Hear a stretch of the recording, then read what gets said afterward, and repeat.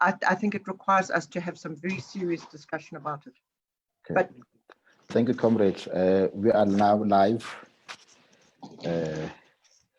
Just maybe as a protocol, maybe we can just all mute, except the person that is talking at the time. Then we'll unmute to actually make a talk. And let's give over to Comrade Musa. Okay, thank you very much, comrades.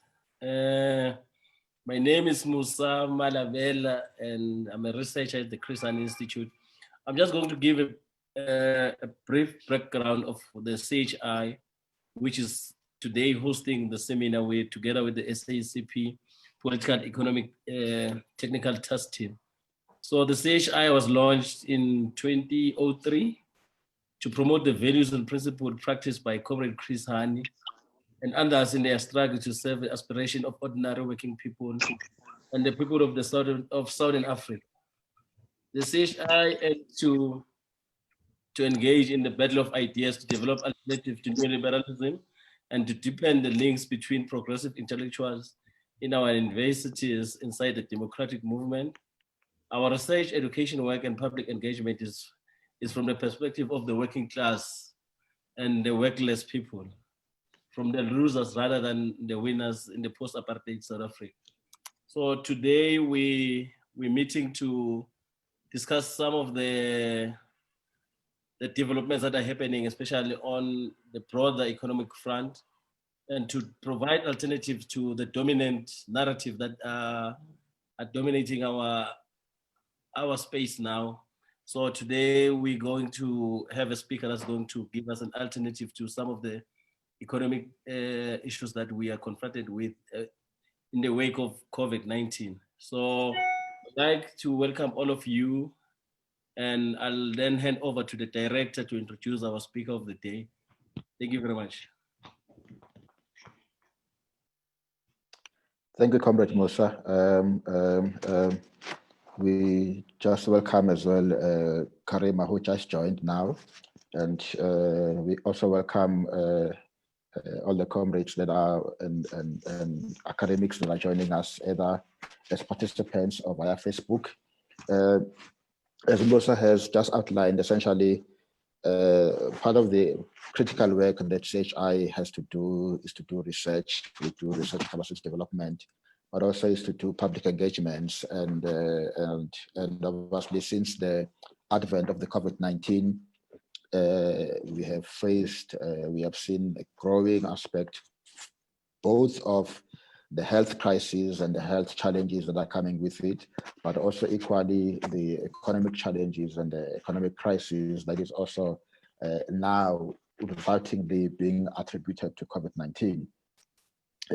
But many of us are also fully aware that while COVID-19 has indeed accentuated in a very great manner both the health and the economic crisis, but we know that the economic crisis in South Africa predates COVID. In fact, our economy has been struggling dating back from the 2008 global financial crisis with almost 2 consecutive technical recessions over the last 3 years. Rise in unemployment, which saw it increase to almost 29.1% in 2019 from 28.7% previously, and from 27% the previous year. And so there's been this almost growth of unemployment, as we know about inequality. And so, and generally the crisis of growth, but also massive unemployment, massive inequality, and challenges that have been facing the majority of our people, and so as we know about inequality, and so and generally the crisis of growth, but also massive unemployment, massive inequality. I think someone needs to mute their speaker. I think it's Khadi. And so as we know about inequality, and so there's feedback. Khadi, please mute your speaker. Yes, I've just done that. Thank you. So essentially, as I was saying that, and so we do believe that the economic challenges in particular are not just a result of the COVID challenges, but they more represent a structural challenge within the economy that require much more engagement around how do we really transform not just responding to COVID, but we really transform the structure of the economy at large. And so, and over the last 2 months, there's been a lot of that has been written, both in the newspapers and on analysis that has been on the news, television, articles, even when you look at the United Nations, UNCTAD, WHO, I mean, almost so many voices that have been coming up, including the ILO, around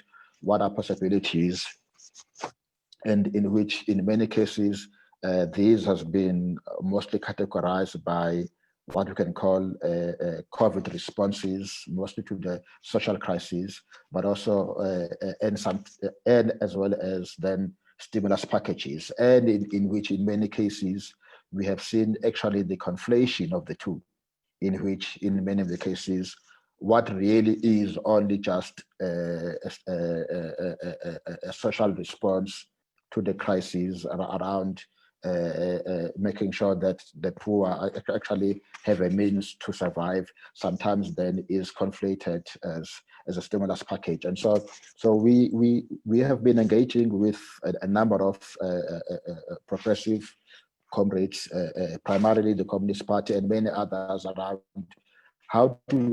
what is important to really respond to the kind of the crisis that we are having, but what is really a progressive way of channeling the kind of a future that South Africa we want to have.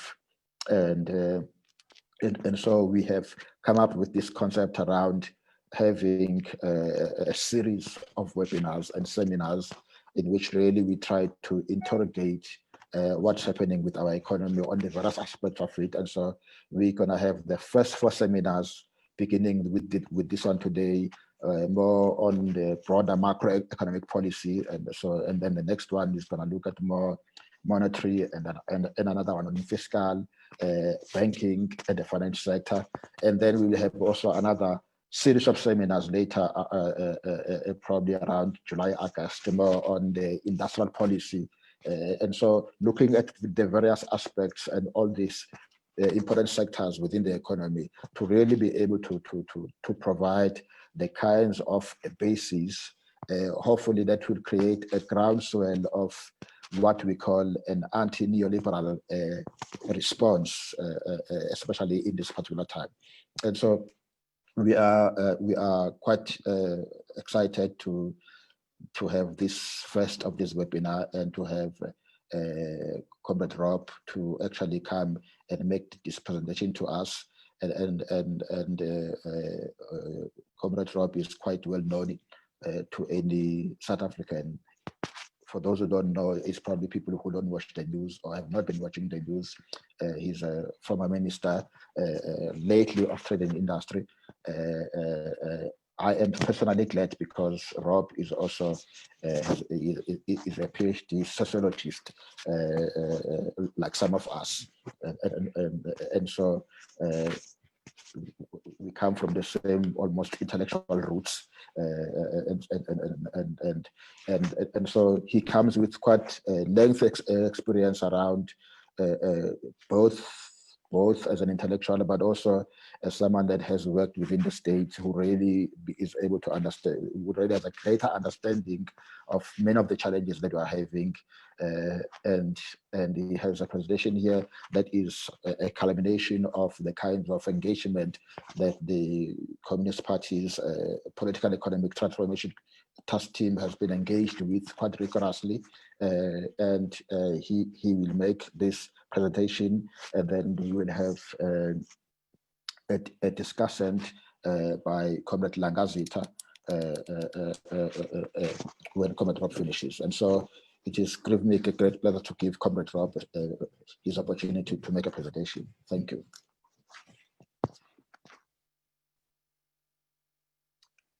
Please unmute Comrade Rob.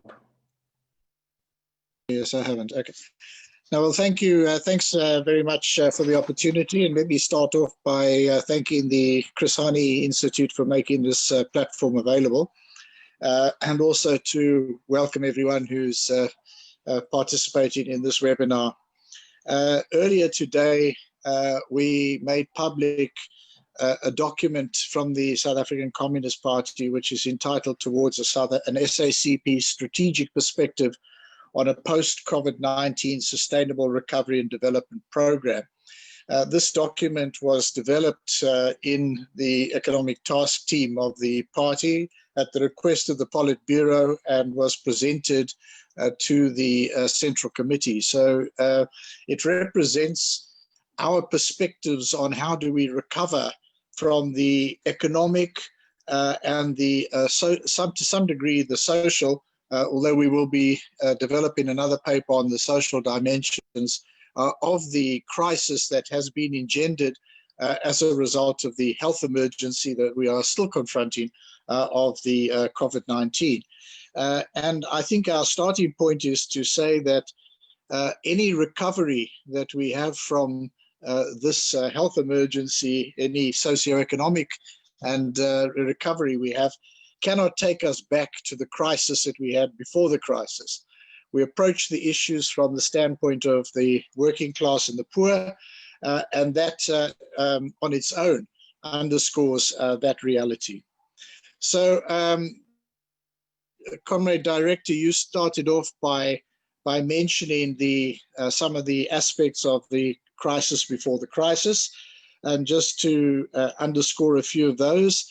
Actually, we were in or facing the prospects of one of the longest periods of stagnation at any time since the Second World War, before the lockdowns.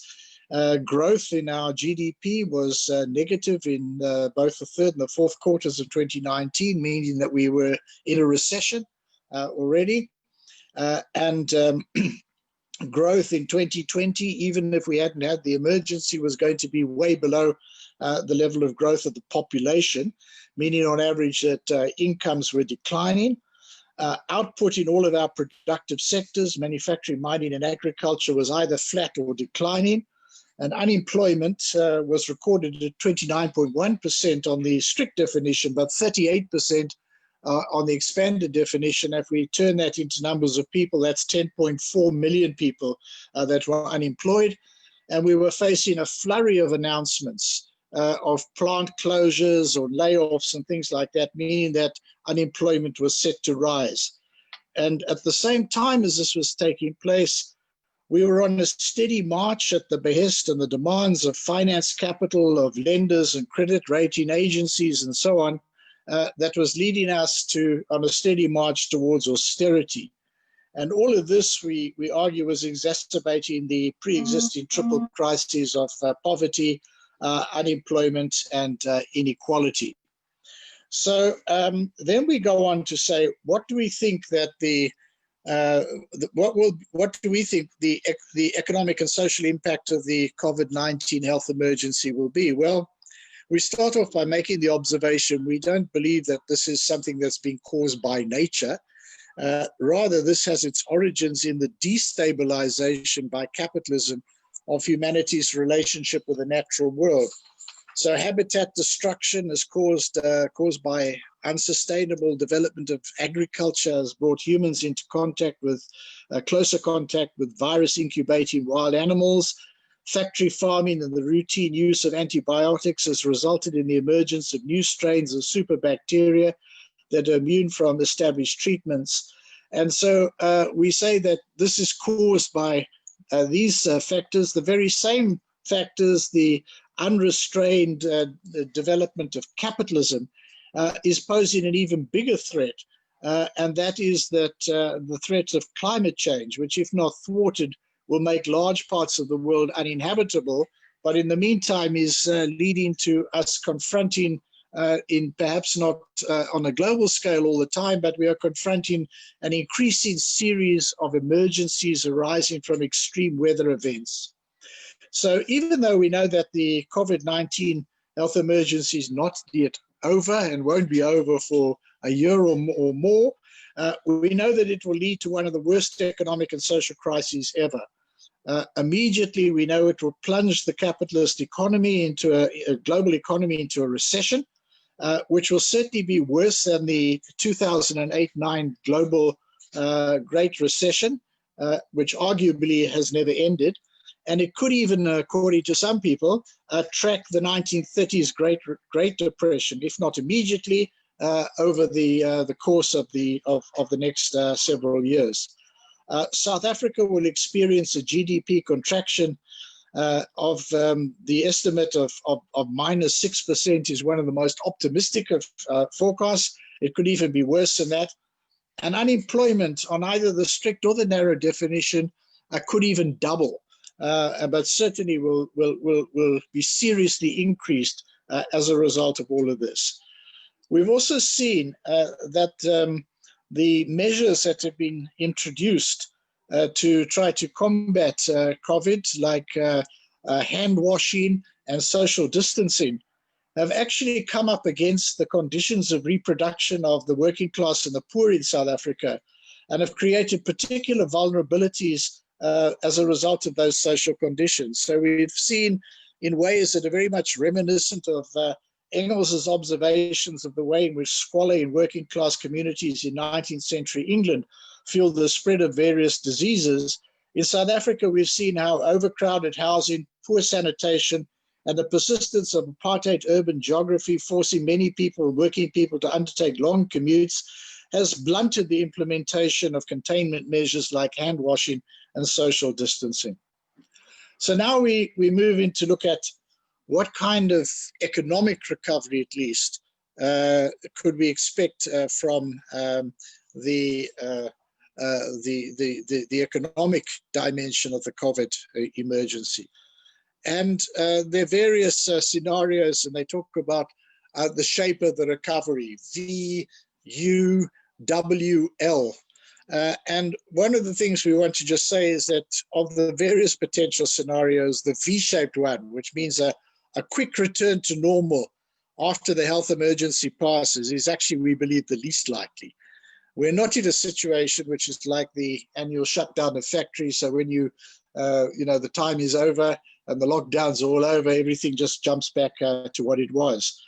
Even if that was desirable, which we say we don't want to go back to the crisis that existed before. So we talk about this concept of scarring or hysteresis. And this means that when the initial cause of some economic catastrophe is removed, the effects continue, even though the initial cause may have dissipated. So in other words, the damage persists even after the initial cause is no longer there.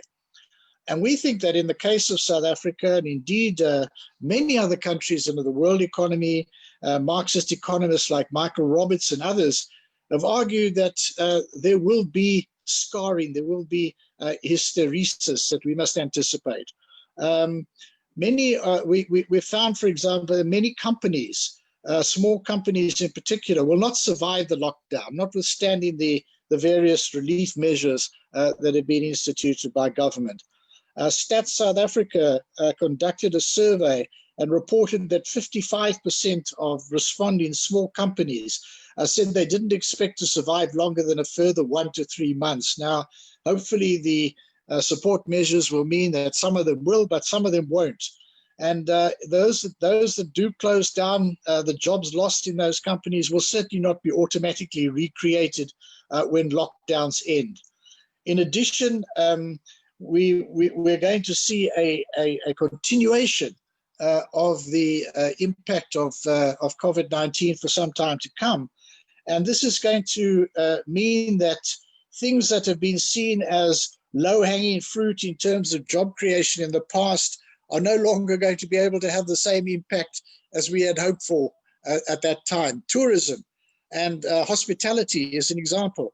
The likely introduction of regulations requiring the wearing of masks on aircraft, coupled with possible increased prices of air travel on less crowded flights, will have a dampening effect on long-distance travel and tourism for some time to come.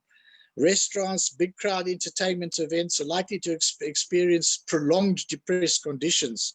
And on top of that, there are also very likely to be some relatively permanent behavior changes driven by the experience of the lockdown.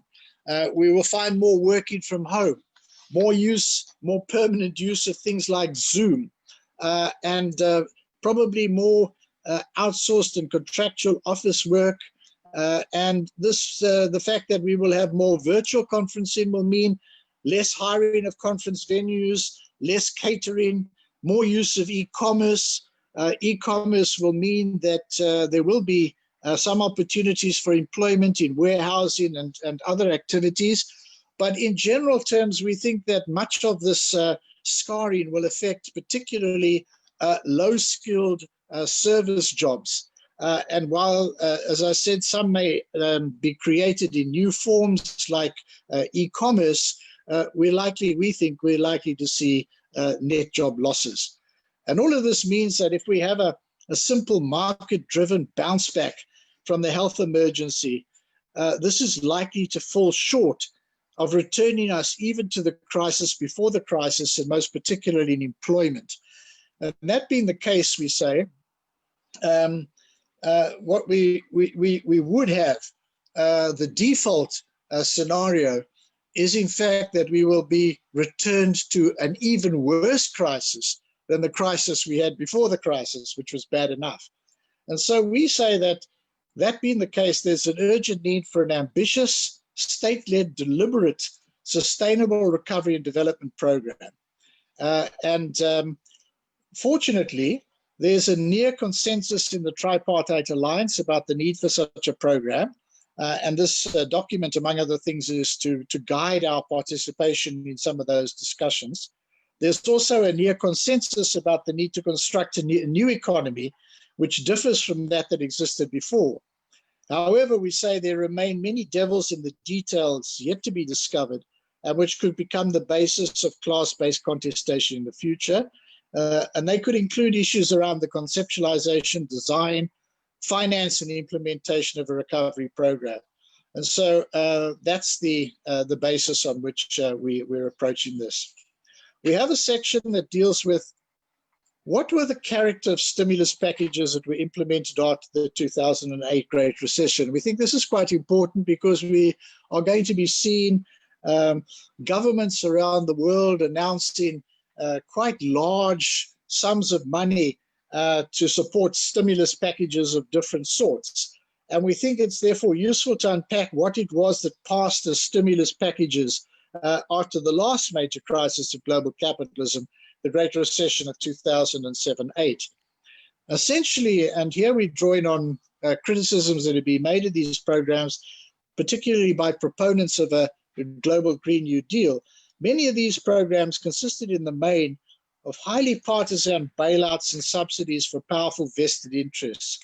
They included bank bailouts, which were trillions of dollars of bank bailouts. They included tax cuts for the rich. They included quantitative easing that released liquidity that actually supported speculative financial activities based on increasing consumer debt. And there was the retention or introduction of light touch regulation. And all of this, bailing out and subsidizing particular vested capitalist interests, was coupled with the imposition of austerity programs in many countries, which cut deeply into government programs, including health services, to the extent of rendering many countries underprepared to meet the COVID-19 challenge. And here we recall it in our own country, 50 days into the lockdown, the health minister was asking for nursing posts to be unfrozen.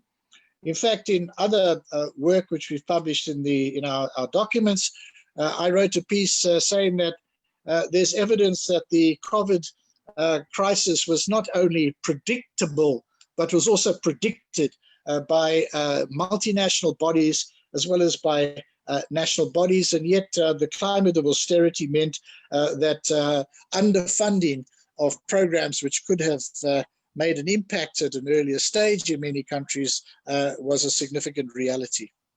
So what did this combination of partisan bailouts and austerity achieve. What it led, it choked off the possibility of inclusive growth across the world. Instead, it saw, as UNCTAD put it, a spluttering north, a general slowdown in the south, and rising levels of debt everywhere. And several countries or territories were on the brink of entering recession in 2020, even before the coronavirus struck. They included some quite interesting countries: Argentina, Brazil, Hong Kong, Germany even, Italy, Mexico, Turkey, and Japan. And at one end of the spectrum, what we saw was that the global order became increasingly uneven and unequal, and those benefiting from financialized speculation, rentier activity, and the proliferation of winner-takes-all markets prospered. There was a calculation done again by UNCTAD, and it said that surplus profits beyond those derivable from typical business activities rose from 4% of total profits from 1995 to 2000 to 23% in 2009 to 2015. And for the top 100 global companies, the share increased from 16 to 40%. So there was a huge amount of rent that was received at the top. At the other side, too many people in too many places were integrated into a system that delivered inequitable and unjust outcomes. Among other things, there was wage suppression across the world, which led to a decline in the ratio of income from employment to GDP from 61.5% in 1980 in the developed world to 54% by 2018, and a similar decline from 1990, 52.5% to 50% by 2018 in the developing world. So this is the reality we had before. So we now point to a number of forces that have been arguing even before the onset of COVID, that we need to move in a different direction. One group, one movement has been called the call for the Global Green New Deal. And we take note of the call there, which generally has been calling for an end to austerity through using fiscal policy to manage demand conditions and to make full employment a central policy goal, to expand monetary expansion, and to finance public investments in an inclusive and sustainable way. A need to enhance public investment with a strong caring dimension, public works programs, and to mitigate and adapt to climate change issues. Raising of government revenue with a greater reliance on progressive taxes, including property and other forms of rent income, and then trying to clamp down on tax havens and other forms of base erosion and profit shifting, giving a stronger voice for organized labor, taming financial capital to make financial institutions serve the broader public good, significantly increase multilateral financial resources, rein in corporate rentierism, and to respect policy space to allow countries to adopt trade and investment to remove restrictive provisions in trade investment agreements to allow the development of appropriate industrial and other policies. Apart from that, there have been other broad progressive platforms with a strong heterodox anti-austerity and anti-neoliberal character, and they include a number of proposals that we need to address rather urgently. Some of the issues of intellectual property and proprietary rights in pharmaceutical products, which could become particularly urgent in the light of the possible development of an anti-COVID-19 vaccine and other therapeutic interventions, which unless there is a change in the way intellectual property rules are applied, and unless they are becoming more of the common property of humanity at large, will actually be owned by big pharma, which will be achieving huge profits and not maximizing the common good of making vaccines widely available. In addition to that, there's a movement which is talking about democratizing workplaces. And we think that all of these broad platforms ought to inform something of our approach to a recovery program in South Africa. So we say that we need to customize this sort of thinking of progressive, broad international platforms into the concrete conditions of South Africa after COVID-19. So we said that we think that many of the elements that we've outlined actually do need to feature in our own program, but we need to add new elements and to customize programs to our own conditions. So, as I already said, the COVID emergencies revealed huge underpreparedness for predictable and predicted health emergencies. And this highlights the reality that defending people against deadly diseases is not a high priority for global capitalism, and indeed not even a high priority for profit-making companies involved in the healthcare sector. Bodies that were responsible for combating communicable diseases in almost all countries, even those with significant private healthcare sectors, were in fact public institutions. And this reflects the reality that profit in healthcare is not made by acting to prevent disease, but by providing costly curative treatment to higher income people. And it's only when communicable diseases spread beyond poor communities and the developing world that capital is interested at all, and then to try to profit by developing a vaccine or supplying scarce equipment. So we think that COVID-19 is not the first coronavirus. It's the first pandemic, but it's not the first epidemic.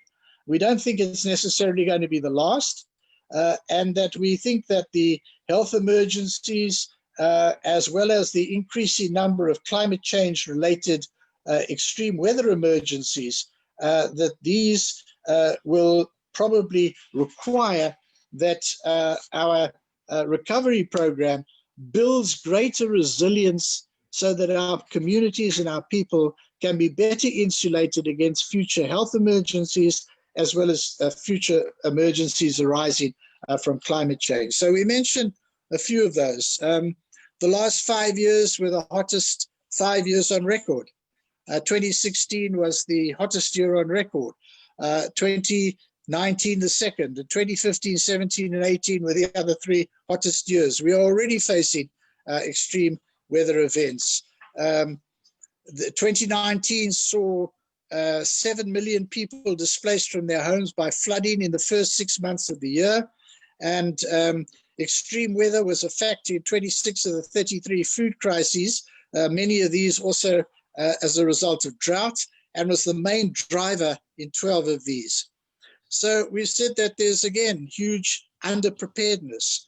The Australian bushfires were just one example of that. Too few fire breaks, insufficient firefighting capacity. Worse were the more under the radar cases of food crises in some of the poorest countries of the world. So beyond the health emergency, as we've already indicated, were the conditions, the social, the housing conditions, and the conditions of reproduction of South Africa's proletariat. And this points to the resilience of building greater, the importance of building greater resilience to defend against likely health and climate change emergencies. These are going to have to be a priorities elements of our global Green New Deal type program. And more specifically, we think that there is an urgent need to strengthen capacity in public health preventative programs, and on this to drive a more determined and rapid advance towards the National Health Insurance scheme. Equally, building resilience requires programs to transform the social conditions of lower income communities. But also we've noticed, and this is important as well, that unevenly, the lockdown has evoked strong solidarity networks, community-based volunteerism, social entrepreneurship, often filling major gaps in state programs, especially in access to food. And this points to a possibility and a necessity to deepen this potential. We look at how has the COVID emergency changed the balance of forces and opened up potential windows of opportunity for new thinking and for departures from orthodox neoliberal ideology on a number of issues. So we say that there does seem to be windows of opportunity opening up for progressive forces to advance proposals which would otherwise have been rejected out of hand on a number of issues. So the first one I've already mentioned, building public health capacity and advancing more decisively towards NNHI. The need for state leadership in a sustainable recovery and development program. The use of prescribed assets or impact assets or developmental investment assets, whatever term we want to use, but the unlocking of financial resources in public and private financial institutions to finance sustainable recovery and development programs. The deployment of some kind of wealth or solidarity tax. The addressing of short-term needs through enhancing income grants and perhaps even moving towards addressing a basic income grant with some kind of minimum income support grant. And then we've seen on the trade policy front that there have been a number of very interesting practices which have gone completely contrary to the globalization neoliberal discourse which has been preached by the very same countries. So we've seen that countries have prevented exports of health equipment. Even countries within the European Union have stopped it going to other countries in the European Union. And we've seen now a country like the United States is leading a discourse on saying that they will be shortening supply lines of medical equipment, critical food supplies, developing an industrial policy to make sure that many of these things are actually produced in their own country. And we think we can ride on the coattails of this to develop more ambitious and higher impact localization programs in our own country. But experience has taught us that these windows do not tend to remain open indefinitely. There were many windows that opened after the Great Recession as well, but they remain open only briefly.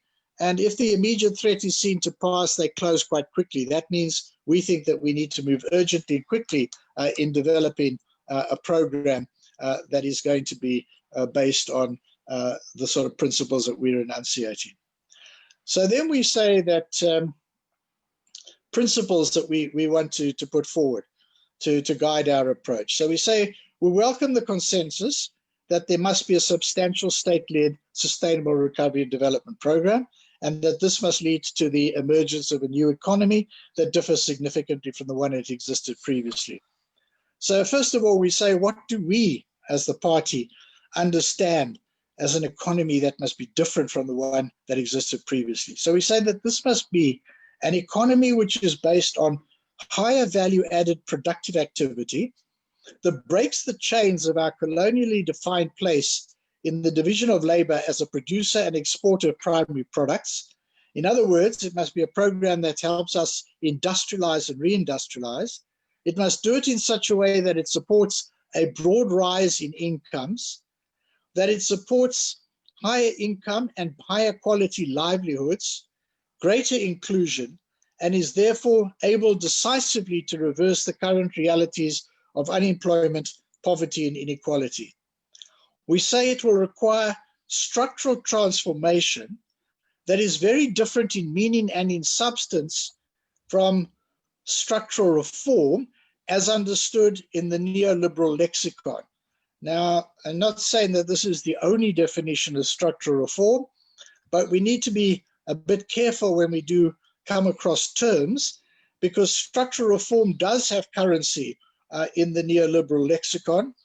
And one definition of this, to quote, says that structural reforms are programs to, quote, tackle obstacles to fundamental drivers of growth by liberalizing labor, product and service markets to boost an economy's competitiveness, growth potential, and adjustment capacity, unquote. So we say that that's not what we need. We don't need a structural reform program of that sort. We need structural transformation that brings about the kind of changes that I mentioned earlier on.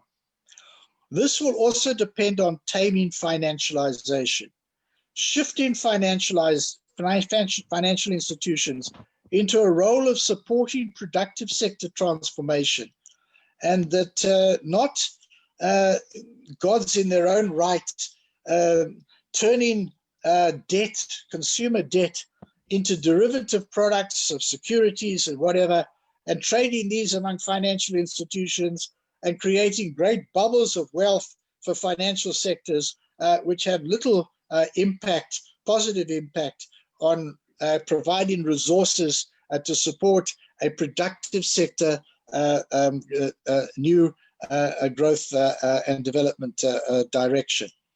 So directly and immediately we say that the South African Communist Party needs to re-energize its financial sector campaign. And this must address immediate consumer issues, if you like. Things like repayment holidays, moratoria on evictions, reducing finance and banking charges, particularly for people who've been affected by layoffs, but must also move into structural issues like revisiting financial sector accords and charter commitments to advance towards development investment asset requirements and lending requirements to support structural transformation of the productive economy. It must also aim at making financial institutions play, in short, a stronger developmental role. We need to also, in the case of public development finance institutions, we think that some of those can strengthen their capacity and become fully fledged sectoral development banks with a distinct district, provincial, and even local articulation. And these could be supported by adequate funding from the Reserve Bank, including on preferential terms, through the Reserve Bank directly buying bonds, and in that way releasing resources to support a financing of a recovery program. We also need to recognize that this will be a moment of increasing social dialogue and social contracting, and we think that we could be able to get more concessions from capital against the increased incentives and bailout funds that they're getting. For example, we could be asking for shares for government and workers, in addition to commitments on jobs and performance, that along with dividend flows could feed into a sovereign wealth fund and help to finance or the recovery program. The opportunities for building on community and solidarity responses to COVID-19 need also to feature prominently in this program. We think that the National Coronavirus Command Center, the NCC, Command Council rather, with this combination of key ministers and specialist advisory panels, appears to have led to some overcoming of the silos in government. And we suggest that a presidential-led Sustainable Recovery and Development Council to coordinate and lead a program, that this could be a lesson that we could draw from the NCCC. We think that a sustainable program that responds to the circumstances we find ourselves in now must operate at scale. We think that a feature of most previous growth and stimulus programs has been they've been too small, too unfocused, and so have had too little real impact. As a party, we don't want to get into the game of crunching numbers and specifying the size of programs. There's been too much of a we see a program, a numbers announced to it, we welcome it, and then we find once we start to unpack it that some of it is quite recycling of old programs and not necessarily new programs. So we think that the way we should go about this is, instead of talking about monetary values, we think that the monetary value of a program must be shaped by its impact on key indicators. For example, we need to specify that a program must lead to a reduction in unemployment by X% by Y year. And if this is not reached, and after a diagnosis of the reasons lead us to conclude that this is because of resource constraints, the resources deployed must be increased to take it up to scale. A sustainable program will inevitably increase the budget deficit and require resort to unorthodox financing mechanisms. We need to say that the path to fiscal sustainability in South Africa must be understood as being the achievement of a higher level of more inclusive economic growth, reduced unemployment, plus additional progressive taxation, dividends on shares. All of this would increase government revenue rather than the other approach of trying to contract spending in order to try to balance books. But more generally, we think this is the time for macroeconomic policy to become in reality a tool to support structural transformation and not something monumentalized as unique and sacrosanct. So we think there has to be a greater openness to exploring unorthodox approaches to fiscal and monetary policy. In particular, there's a substantial body of research and analysis, and you indicated you're going to have a webinar later on the subject itself, looking at a substantial body of research that suggests that ample resources exist in both public and private financial institutions with South Africa, and that these could be mobilized to finance sustainable recovery and development through measures like impact asset requirements, direct government bond purchases by the Reserve Bank. And these ideas must not just be ignored or dismissed out of hand, as has too often been the case with unorthodox proposals in the past. Where we resort to borrowing, particularly borrowing from foreign financial institutions, this must be, we say, a last resort. Moreover, we must recognize that even if we are offered low interest rates on loans, that's not the only factor we need to consider. Nominally low interest rate foreign currency denominated loans may in fact become more expensive than alternatives if the rand depreciates.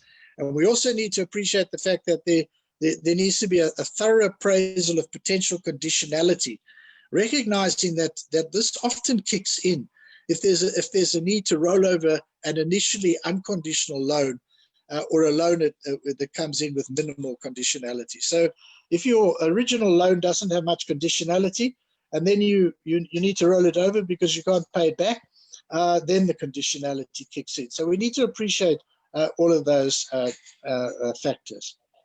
Then we turn, and I'm getting towards the last two or three sections now. Potential drivers of a program. We say that we need to have main drivers identified as well as everything else that needs to come into a program. And in the first phase, we think that an infrastructure big push will be absolutely essential. So to start with, we say that a sustainable recovery and development program at scale will require purposeful action across the board.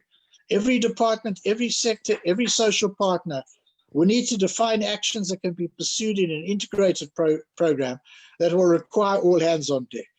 At the same time, we need to recognize that too many previous growth or stimulus programs were little more than wish lists of actions required with little sense of interconnectedness or of how some could be drivers of others. So we think that COVID-19, as we've already said, will reduce the potential short-term impact of some previously thought of as quick wins like tourism, but will no doubt have enhanced the potential of others. And this will have to be discovered through sectoral processes across the board. But we think that while there will have to be purposeful action in many sectors, there must be some sense of potential main drivers, which could vary in different phases. And that this must be accompanied by some sense of how the driver program will reinforce actions elsewhere, particularly those that will be the drivers of structural transformations, not necessarily immediately, but in later phases. We think the Macroeconomic Research Group report, Making Democracy Work, had some sense of this in its recommendations for policies in the initial years after the democratic breakthrough. It was never implemented, but it did have some sense of phasing and drivers. So we think that infrastructure programs linked to public employment schemes are key elements of any kind of Green New Deal type of programs. They build on levers that governments already have, which can be deployed directly and are particularly susceptible to be financed by measures like developmental investment and asset requirements. They're often the quickest way to get people into jobs. Infrastructure programs can boost industrialization through localization requirements for key inputs and through supplier development. The COVID emergency, though, has identified the need to build into such programs the need for us to create more resilience against future emergencies, and also that we will have to advance towards a lower carbon economy.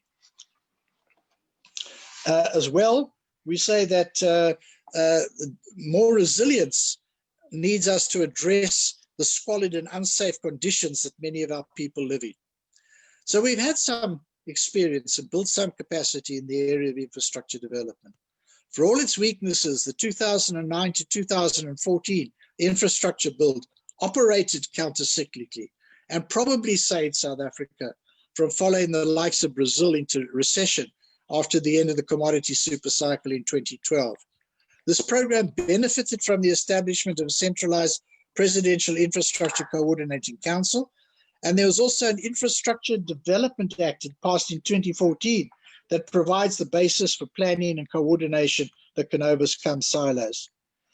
The weaknesses of these programs, in addition to, of course, many of them being looted, included a tendency to prioritize headline-grabbing big new projects over maintenance or smaller community-based programs, an emphasis on economic at the expense of social projects. Nor had such programs adequately sought to establish potential symbiotic links to public employment programs, the social solidarity economy, or a potential job guarantee scheme like that operating in countries like India. A large-scale infrastructure program that builds on the foundation created earlier addresses the weaknesses such as those which we've mentioned earlier and incorporates the need for the COVID-19 emergency resilience building could become the big push driver of a sustainable program, catalyzing many other deep-going initiatives, including a higher impact industrial policy and advancing development. We say that many verbal commitments to a massive infrastructure program have been made, and I see there's going to be a meeting on this on the 23rd of this month. But the fact is that there's been little visible action up to now. The sixth administration appears to have decommissioned the PICC and relegated infrastructure to the program of one department. Public employment programs were also an area where some good work was done, but also now seem to be lagging, although they have the potential to be massified quickly. So we think that if a post-COVID infrastructure program does not operate at scale, it will let us down. And it will not operate at scale if it's relegated to the program of one department. So hence is our proposal for a presidential-led coordination, recovery coordination process.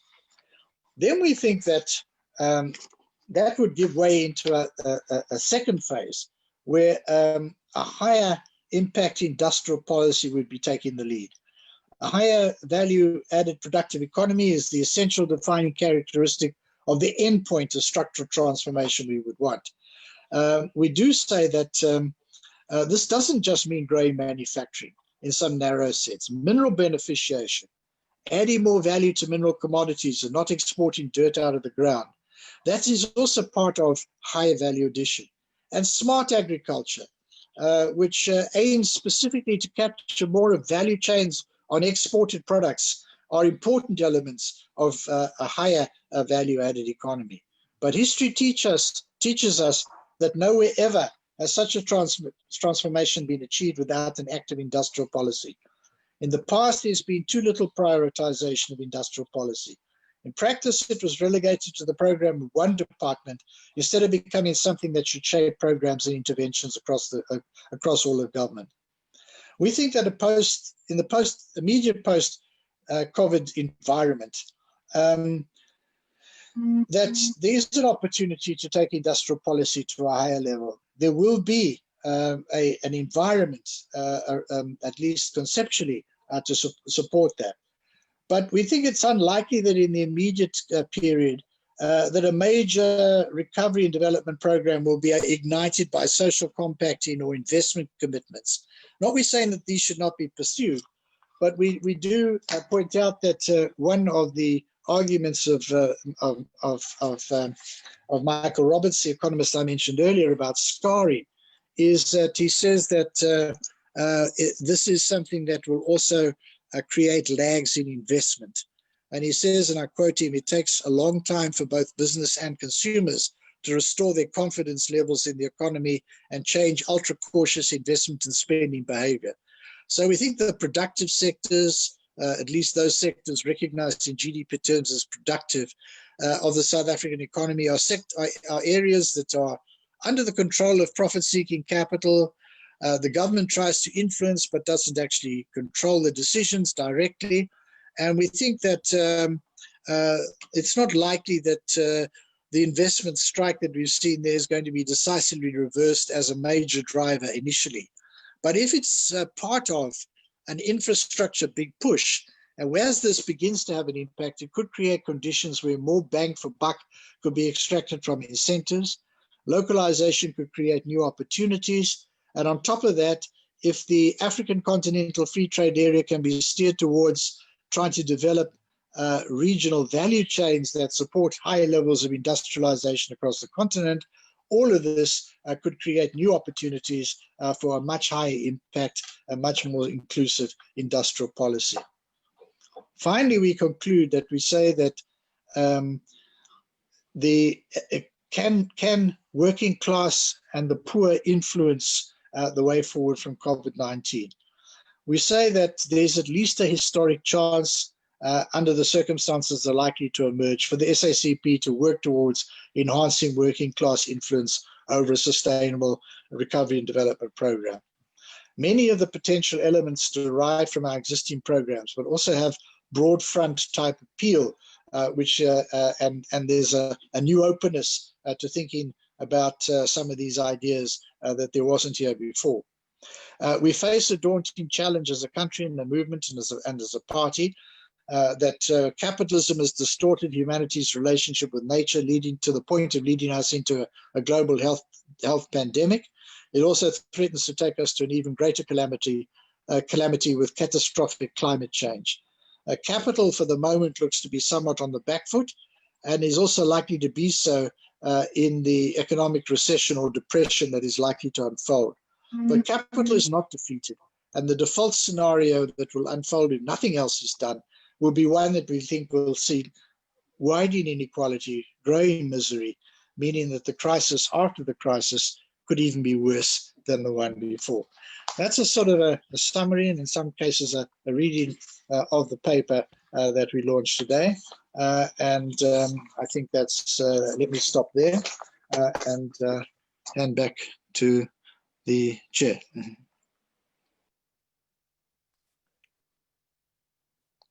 Thank you very much, Comrade Rob. That was quite a comprehensive presentation, so the process now is that we're gonna give to Comrade Langa, who's just gonna take a few reflections from the presentation that Rob said, and then I will then outline how we will do the questions and answers when Comrade Langa finishes. Comrade Langa. Thank you, Comrade Chair. Thanks, Comrade Rob, for a very comprehensive, extremely well thought out response to the current challenges that we face as the party and working people in our country. I think it raises many important issues. I think the first thing I want to say as a response is to first indicate that which I agree with. As I say, I agree with the overall thrust of the paper. I think it's important for me to say that. I welcome in particular the progressive measures that are suggested by the Global Green New Deal, such as anti-austerity, public investment, progressive taxation, addressing tax havens, and a stronger voice for organized labor in the management of companies. I think these are very important measures, including respecting policy space, because one of the difficulties of the past 30 years, since the fall of the Berlin Wall, has really been the closure the inhibitions on alternative thought that dominant elites in the world have imposed on all of us. It's therefore welcome and good that today there is talk amongst important sectors, such as the Global Green New Deal, about the importance of respecting the policy space.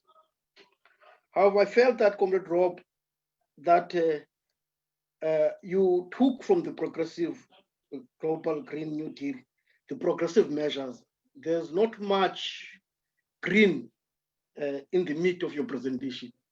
And one would have expected that some of the green measures, such as the role, for instance, of renewable energy, the whole challenge of retrofitting industry, the whole, what is emerging, the whole industrialization linked to the greening of the economy would have assumed a far more sharper role.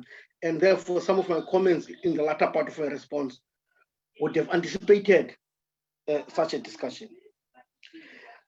Another point I would like to refer to in your paper, you make reference to a new platform that's called Democratize, Decommodify, Remediate. I think some of their insights are useful, but I think the issue when they talk about decommodification, the right to decommodification of jobs or of work, much as that is useful, we need to ask what is the relationship between the decommodification of work and the reproduction of society. Okay?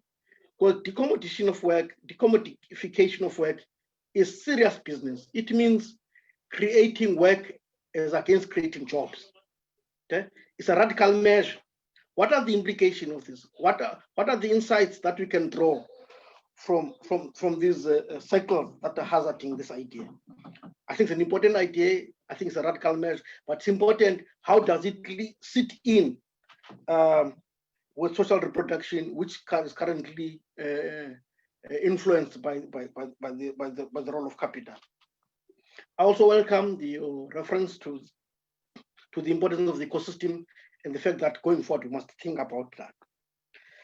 I also welcome what you refer to as the new consensus in our country around the role of the state, the assertion of impact assets or prescribed assets, the issue of the wealth tax, the minimum income grant, and this newfound belief in localization. I think all of these are important.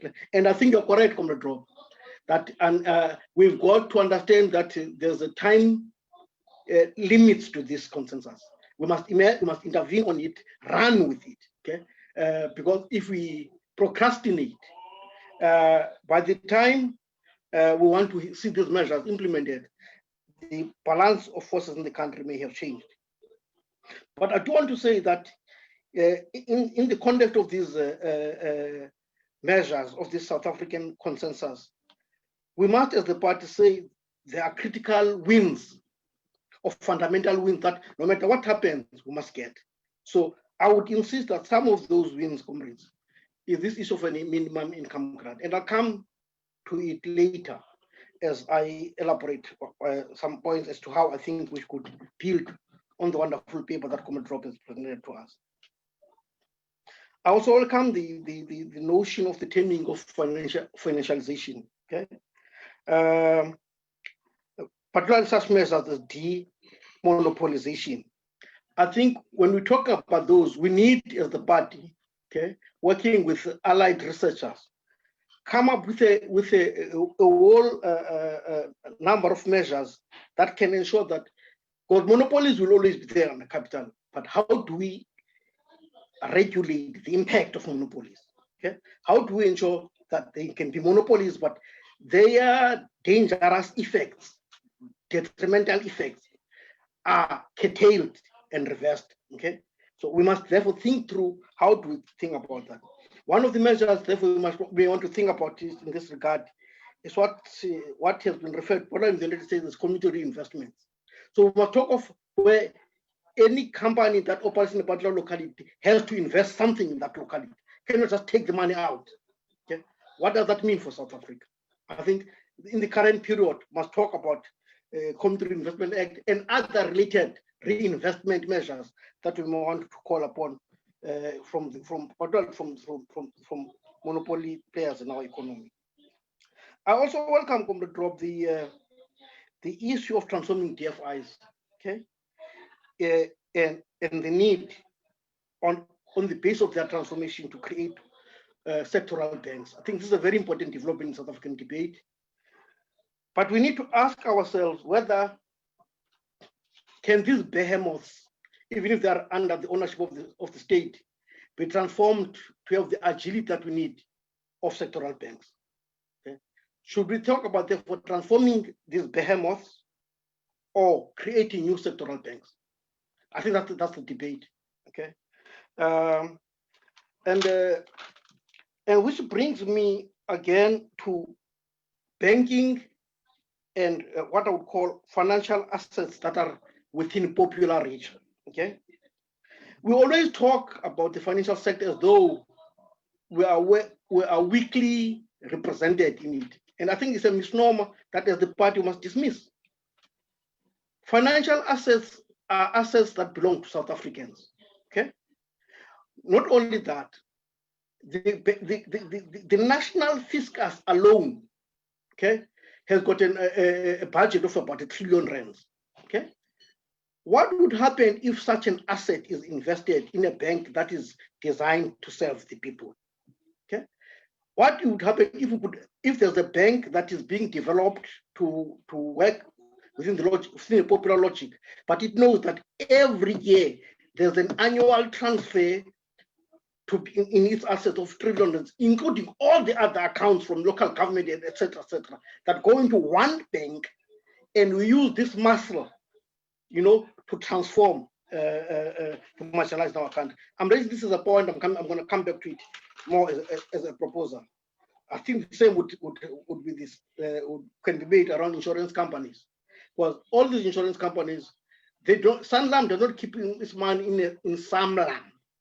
There are various instruments in which it keeps its money, but you find that these instruments are not linked to a strategy that can benefit the majority of the people in one way or the other. I also welcome, in terms of your presentation, you bringing back the presidency and the lesson that we must draw from the coordinating committee that is involved in the COVID. And I think that is something that the party must focus on and must emphasize. Then, comrades, by way forward, I just wanted to make some few remarks on what I think we may want to consider as we go forward. The first one, comrades, I think one of the things we lost in 1994, okay, as we're drafting the RDP, okay, was what I would call a trade union logic in our thinking, okay. I think that we must reclaim what I would call a national democratic approach to transformation. What do I mean by this? I think we need to surface, Comrade Rob, that in this thing we call the people are classes, okay? And each of these classes have got different aspirations. So that the debate in the ANC, in the movement as a whole, is not just about the people, no. It is to say, this category of people wants this from the democratic government. This other category wants this from the government.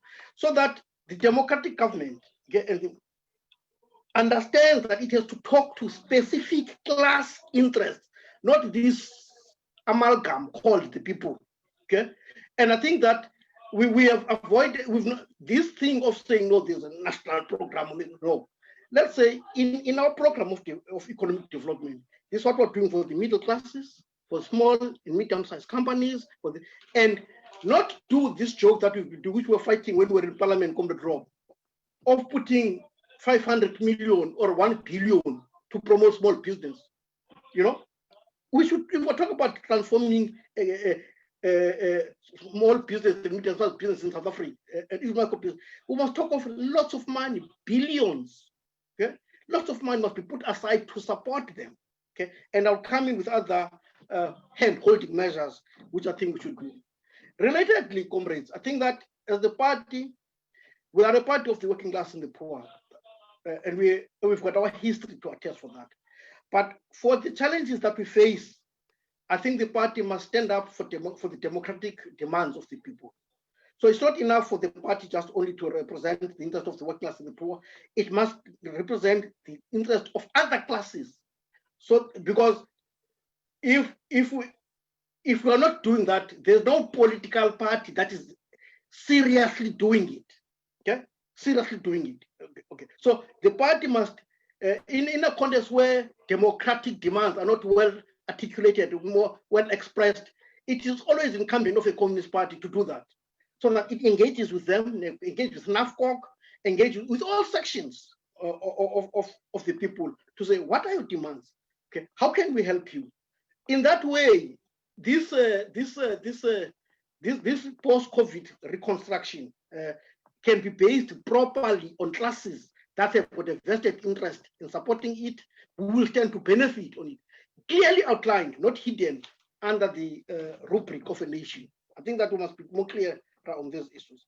Linked to this, comrades, I know that we've got challenges of monopoly capital, etc., but we must always, as the party, remember that the monopoly capital in South Africa is still national capital. It's a national asset. Okay? It has to be protected from competition from global capital or imperial capital. Okay? So we must engage them too, listen to what they have got to say. How are they being messed up in the various sectors which they operate? So it's one of the things, what I'm calling democratic tasks, that we must execute as the party, based on the people who represent and link it to the amalgam of classes that make up the people. Another point I think is important for me is social protection and the rebuilding of a people's economy. Okay, the crisis that we have, comrades, gives us an opportunity to plan the economy and to take the kind of steps we could have taken in 1994, which we were unable to. Okay, to think it through. Okay, how are we going to build this sector? How are we going to make ourselves competitive in this regard, etc., etc. But now, what that means is that in correcting the problems of the economy, that's going to take some time. It's a medium-term task. What do we do in the meantime? So I'm saying that we must link in the need to rebuild the economy and the social protection measures that we must take. And therefore, we must talk, for instance, about the basic income grant, but also we must open up a very sensitive but important debate as the party about the link of a basic income grant to the current social grant regime. How do these things link? Okay. Is it an additional to that, or is it a redirection of that? And we must have, I think, a reflection on social protection that looks at these possibilities. A fourth issue I think we may want to look at, and linked to this basic income grant, of course, with the issue of which I support of the job guarantee scheme, which I think we must look at as an urgent task, and even get people working on this thing as something that we're going to be bring at a large level. I think one of the things we've never done as we look at some of these measures is to prepare our people to receive these measures. Most of the time, all the good things that we do benefits the most organized amongst us, okay? And mostly it's white people. So if we're going to come with reform, within this new agenda of rebuilding the economy, let's prepare our people to receive the measures that we take. So it means a more engaging state, a more active state, and a less corrupt state.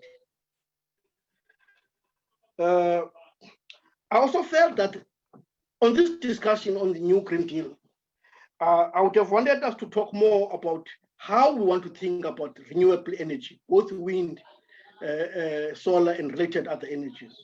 Okay, because as the debate is in South Africa today, the only people who are benefiting from renewable energy, again, is dominant players in our economy, and most of them are white. Okay, so I would argue that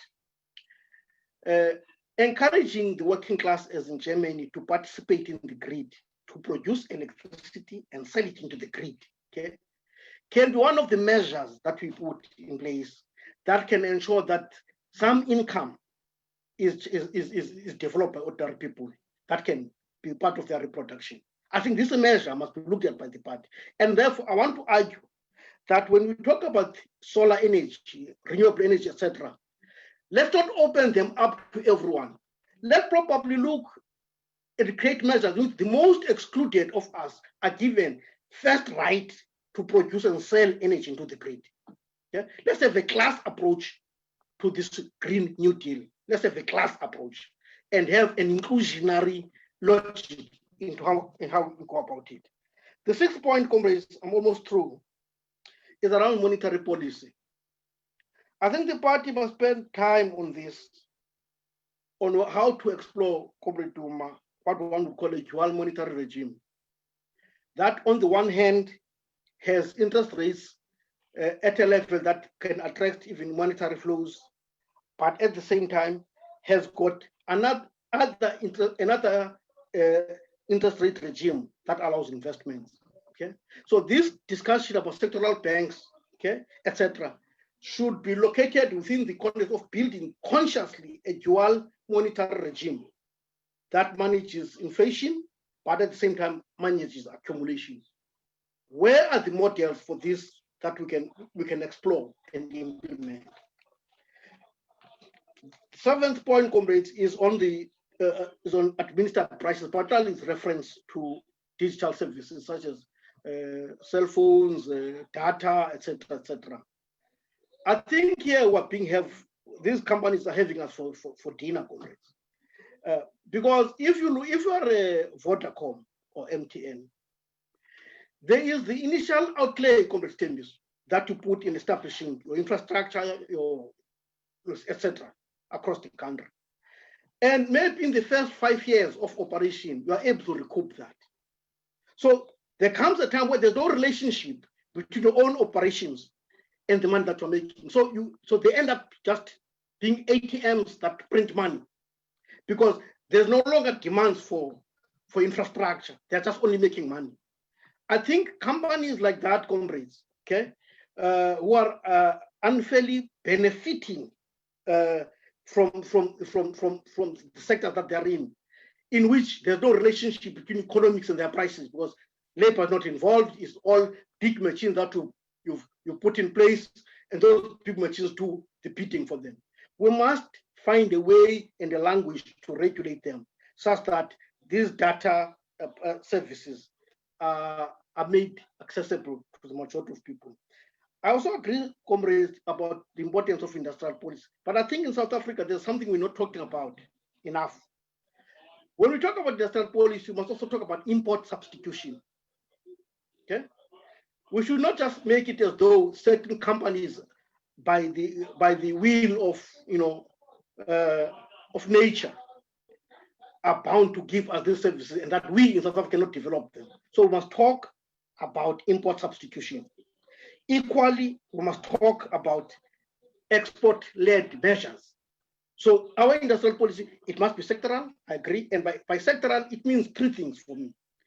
We must ensure that entrepreneurs are able to access finance, they're able to access innovation, and they're able to access markets. And institutions created by the state must help them to address this kind of challenges. The other point I've made is around the government account.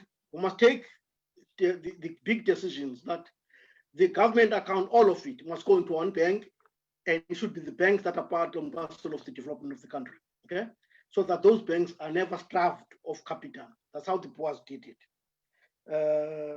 We must also talk about the mineral wealth. I felt that was again another. We've got the world's highest mineral resources.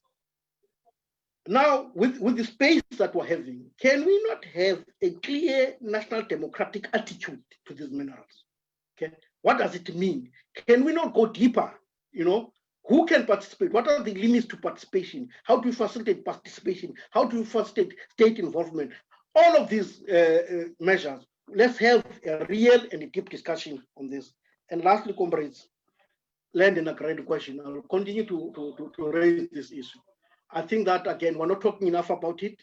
The party is supposed to, the emblem of the party is the hammer and cycle. What about the cycle? Who is going to represent the peasantry?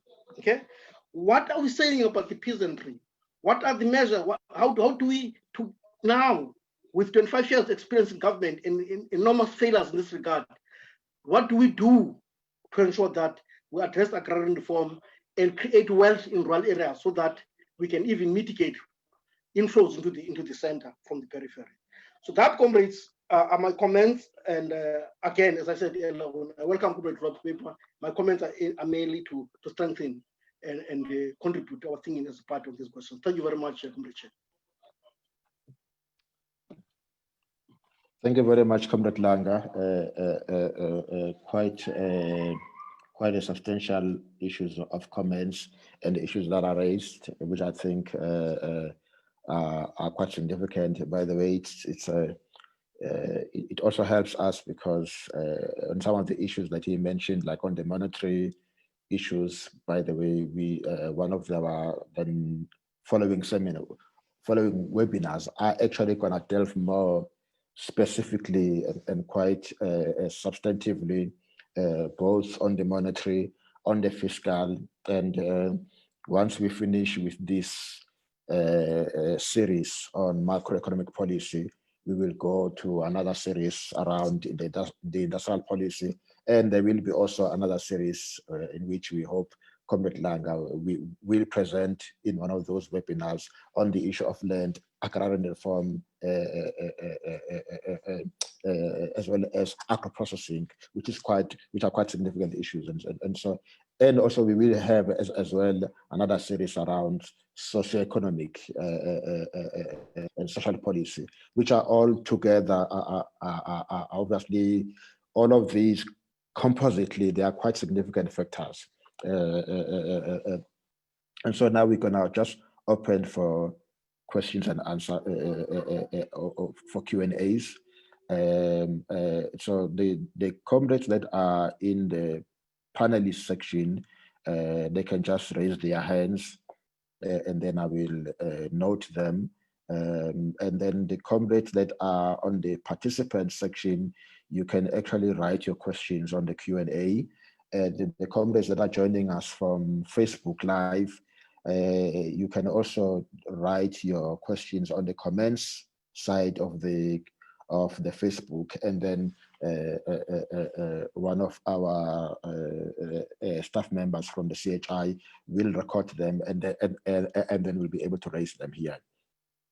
And so we will open some questions, but hopefully we are pleading that comrades, let's not have preambles to the questions. So we just ask the question, and especially for those of us who are in the panel here, to just ask the question, and then so that also we can open space for even more people to be able to have a broader discussion.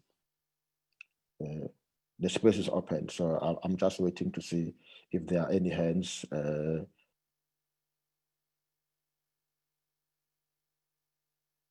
I'm also hoping that to see if there are any Q&As for those who will be writing on the Q&A side.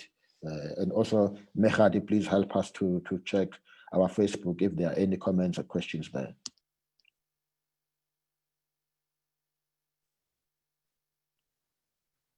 Maybe let's start. I'm gonna just launch her here. We have here Karima Brown, so the journalist. I'm hoping that she does have a question, so let me launch her to start. I actually don't have questions at this stage. I first wanted to hear quite a few of the people in the party expressing their views. I've looked at the ANC's document and the Alliance document. The problem that I've had with Rob Davies' input is that it's still very general, and a lot of the stuff are not new.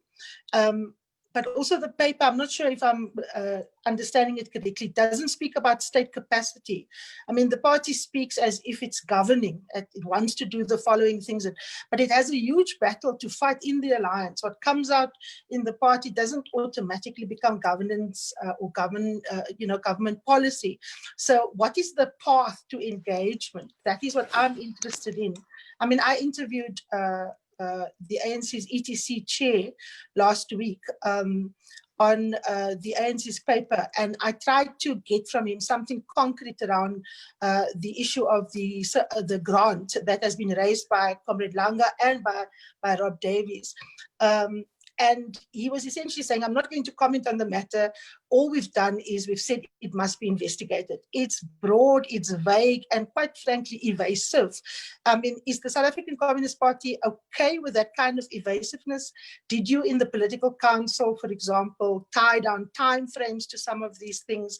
So I'm a lot more interested in how the party is going to mobilize for some of these conversations inside the movement and inside the tripartite alliance, because you're obviously in structures within government and the state via the ANC. So you still have a huge hurdle to overcome for any of these things to even be tabled or to be taken seriously as possibilities for government policy.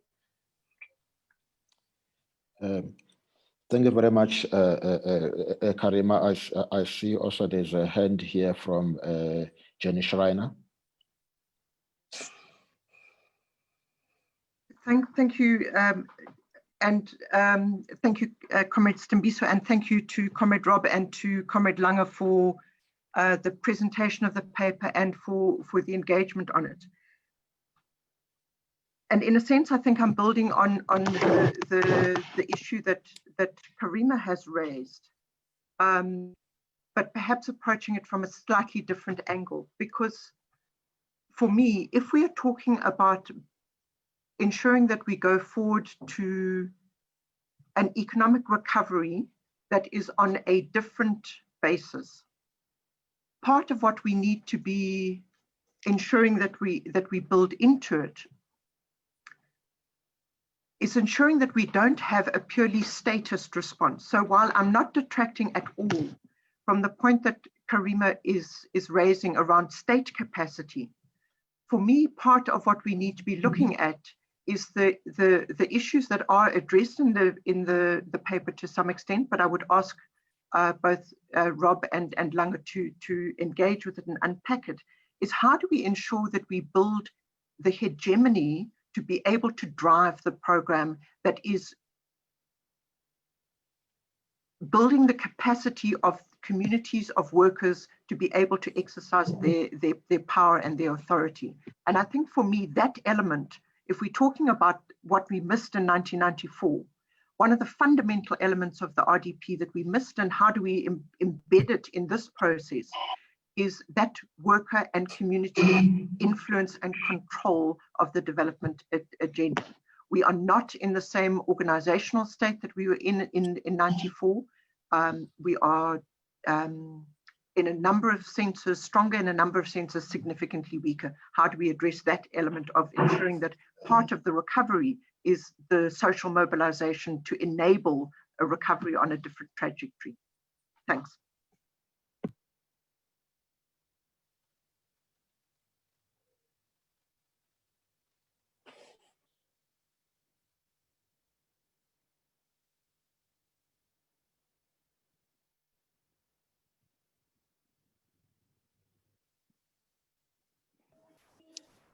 For some reason, Comrade Stay has muted himself. Oh, sorry. Yeah, for some reason you have muted yourself. I muted, sorry, comrade, sorry. So I'm the vanguard, you know, I always take over. Thank you very much, comrade. When people play with power. I was about to recognize myself looking at the participants list. Okay, thank you. Thank you, Alex. So I was saying that there's two questions that are here. One is from Comrade Janet Cherry, and the question is relocalization and shortening of value chains. Can these crises be an opportunity for radical decentralization of economy and redistribution of wealth through community-owned renewable energy, food sovereignty, etc.? So that's a question from Comrade Janet. And there's also a question from Comrade Deboho.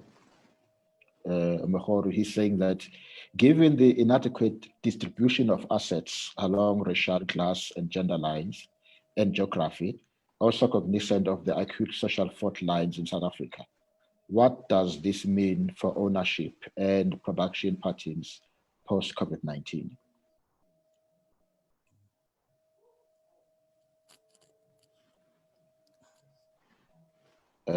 I had mentioned earlier that this is open, so either Comrade Rob or Comrade Langa, but also there's Comrade Alex here, so either one of them can be able to respond to that. Okay, can I come first before Comrade Rob and Comrade Langa?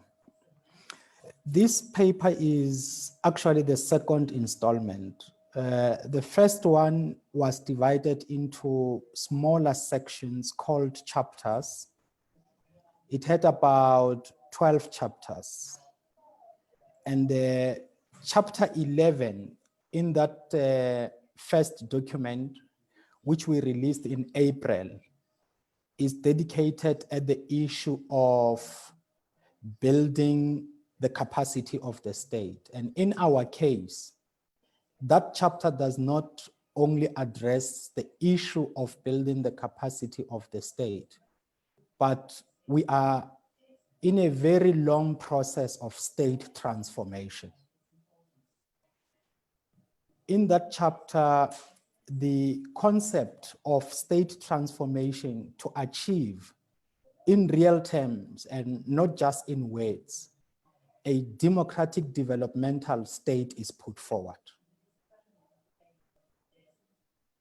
Secondly, the question of the state in that chapter is not addressed in isolation from the class politics that underpin the state. It is anchored in the SACP program, succinctly summarized as by the phrase or the strategic theme, build working class power and hegemony in all key sites of struggle and significant centers of power. So that when you deal with the state, you do not deal with it outside the class politics that should drive, that should inform, and that should implement the state's agenda. So there is this concept of a capable state. So what the chapter argues is that no, we don't need any other capable state, but the state that we need should be a capable democratic developmental state. It is by its nature a transitional state and informed by the transformation program that we want to achieve. But as Karima says, it is important, and the document took into account that point, that even when you are a governing party, if you govern outside of building popular power, outside of buttressing state power with popular power, you are going to experience problems somewhere on the line. So the building of popular power and a democratic developmental state should not be seen in isolation. And of course, Karima is right. We are not a governing party. The SACP is in alliance with the ANC, but it does not necessarily end there. The ANC that we speak of is also an organization of our own members in their individual right, like all other members of the ANC. So history is yet to tell us whether that model would have been the most appropriate model that we needed. But at least for now, that is the circumstance. And in the first paper, the question of agrarian transformation is addressed as a key issue. The difficulty in producing the current paper was whether we take everything that is covered in the first paper and include it here. So we were also very worried about the questions of size, because that first paper covers the issues of cleaner and renewable energy. But I think Comrade Langa successfully was able to articulate practical measures like considering working class forms of production in the cleaner and renewable energy sector, and having that energy connected to the national grid. So policy considerations are required in that space. But as he properly said, most of these measures that we discuss broadly as a people, whether as classes or individuals, end up benefiting the most organized.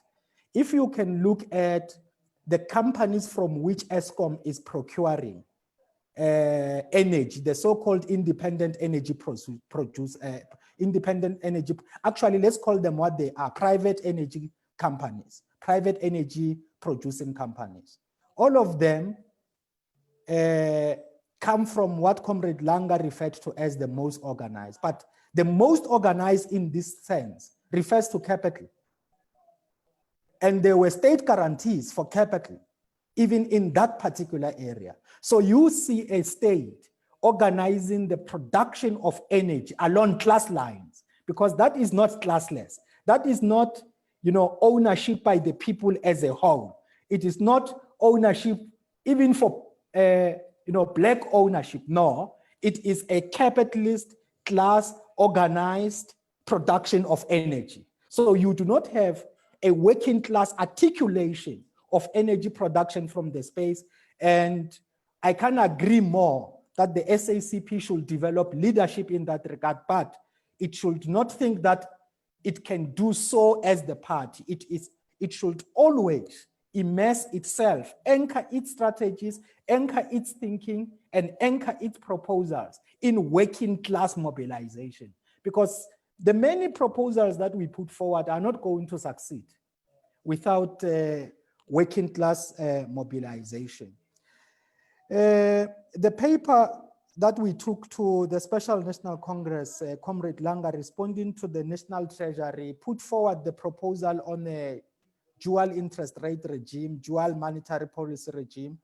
We need to do quite a lot on that. I think the comments you have made and the presentation by Comrade Rob are very, very helpful. I really wish personally to participate in sessions like this on a weekly and monthly basis, because there is a lot to learn. Regarding the last issue that I wish to state, at the Alliance Political Council, Karima, we discussed the issue of the minimum income support grant. Particularly the SACP and COSATU put forward that issue, and that issue found expression in the alliance paper that you referred to. The final resolution was, let us keep this issue as the alliance on the agenda, and let us allow work to be done so that we can see from the fiscus point of view how to take forward this proposal. And it is captured in that way in that alliance paper. But in the SACP paper, it is captured in the original way that was articulated by Comrade Langa and Comrade Rob, because we are pushing that issue. Thank you. Thank you, Comrade Alex. Anything to add, Comrade Rob or Comrade Langa? Yeah, no, thanks, Comrade Chair. Quite a few things, but let me start off by saying yes, the paper is at a fairly high level of abstraction. It is an attempt to be a strategic direction on key issues, and I think the fact is that a space that we didn't have before has actually opened up quite a bit in the alliance, and that is with the reconfiguring of alliance relations, the alliance political council, the regular meetings that are taking place, which were rather spotty before, and that this does provide opportunities for engagements. Now, I think what we need to do is to have a perspective that we put forward that is understood as our overall direction, and that it helps to shape those engagements, which necessarily are going to have to drill down into much more detail on specific sectoral issues. And I think at some of the points, I was very happy with Comrade Lange's commentary. I thought almost everything he said I agreed with. And I think quite a lot of this is also, as the CHI has indicated, that you will be taking forward a number of the questions that are raised in a broad and strategic way in much more detail later on. I think that's the way that we need to go. But of course, this is not a matter of just debates about ideas. It's also to try to understand the conjuncture. And I think this is what one of the points that we're trying to make is that around the world, globally, ideas that were on the margins are now emerging into the mainstream, because the crisis itself is so profound, and the way out of the crisis is going to require measures that are outside of the toolbox and the panoply of neoliberalism. Now, that window of opportunities only very briefly open, as we've said, and I do think we need to be a bit aware of a few things that are going to come along and try to tell us that we're back to normal and things are working well. Stock exchange prices are not an indication of anything other than prices that people are speculating around on stock exchanges. They are not an indication that economies are performing well. GDP growth rates, when you've had a contraction, your base is smaller, and a larger GDP growth rate could relate to the same amount of production that you called insipid a couple of years ago. But it looks a higher rate because the base on which the percentage is calculated is that much smaller. I think there are all those sorts of things that we need to be watching out for, because there will be a desire on the part of capital globally to try to return to this skewed, financialized world that we've been in. And I think we need to unpack that to a considerable degree. What does this mean? It means that instead of, the phrase goes that until the 1990s, banking was boring. Banking was around collecting deposits and using those deposits to lend money to capitalists that were investing in the productive economy. No longer. Now it's lending money for consumption. It's using that to create a whole series of derivative instruments like securities, trading those, creating enormous financial assets that do not have a direct and strong relationship with the performance of the productive economy, and that, in the end of the day, is at the expense of working people and the poor. So we have a window of opportunity that's opening up. We need to, I think, the whole point is that the party is signaling here we're going for broad front approaches. We're going to try to build on the kind of movements and campaigns that progressive forces in other parts of the world are engaged in at the moment, try to take them into our own reality and try to build campaigns around those. But of course, if we confine ourselves to the boardrooms and the webinars and there's no mobilization, then that isn't going to take us forward. It has to be the basis on which we reignite campaigns. So we indicated reigniting the financial sector campaign and among others. Now, Janet Cherry's question, I also pointed it out. That the shortening of value chains, what opportunities does that create for us to move localization forward? Well, localization has been something that has been, in my experience, the area of extreme hypocrisy that what is preached is not practiced, and what is practiced is not preached. So in fact, many countries that have preached renouncing localization, like the United States, actually practice localization themselves. But now what we've seen is a fairly big turn away from any kind of willingness to be dependent on global value chains and suppliers far away and suppliers that you're not too friendly with, and insisting that there must be an industrial policy, that you must produce more medical equipment, pharmaceutical products, stuff like that, food, more with shorter value chains. And I think that this is a discourse that we can internalize, we can build on, to take our own localization programs much further forward and much faster than we have up to now. In the context of the African continent, the development of the pharmaceutical industry has been something long talked about. I think we have an opportunity to get such a thing going as a continental value chain that South Africa can play an important role in, and also using that to try to promote alternative forms of participation. I think that's what everyone is talking about in some way or form.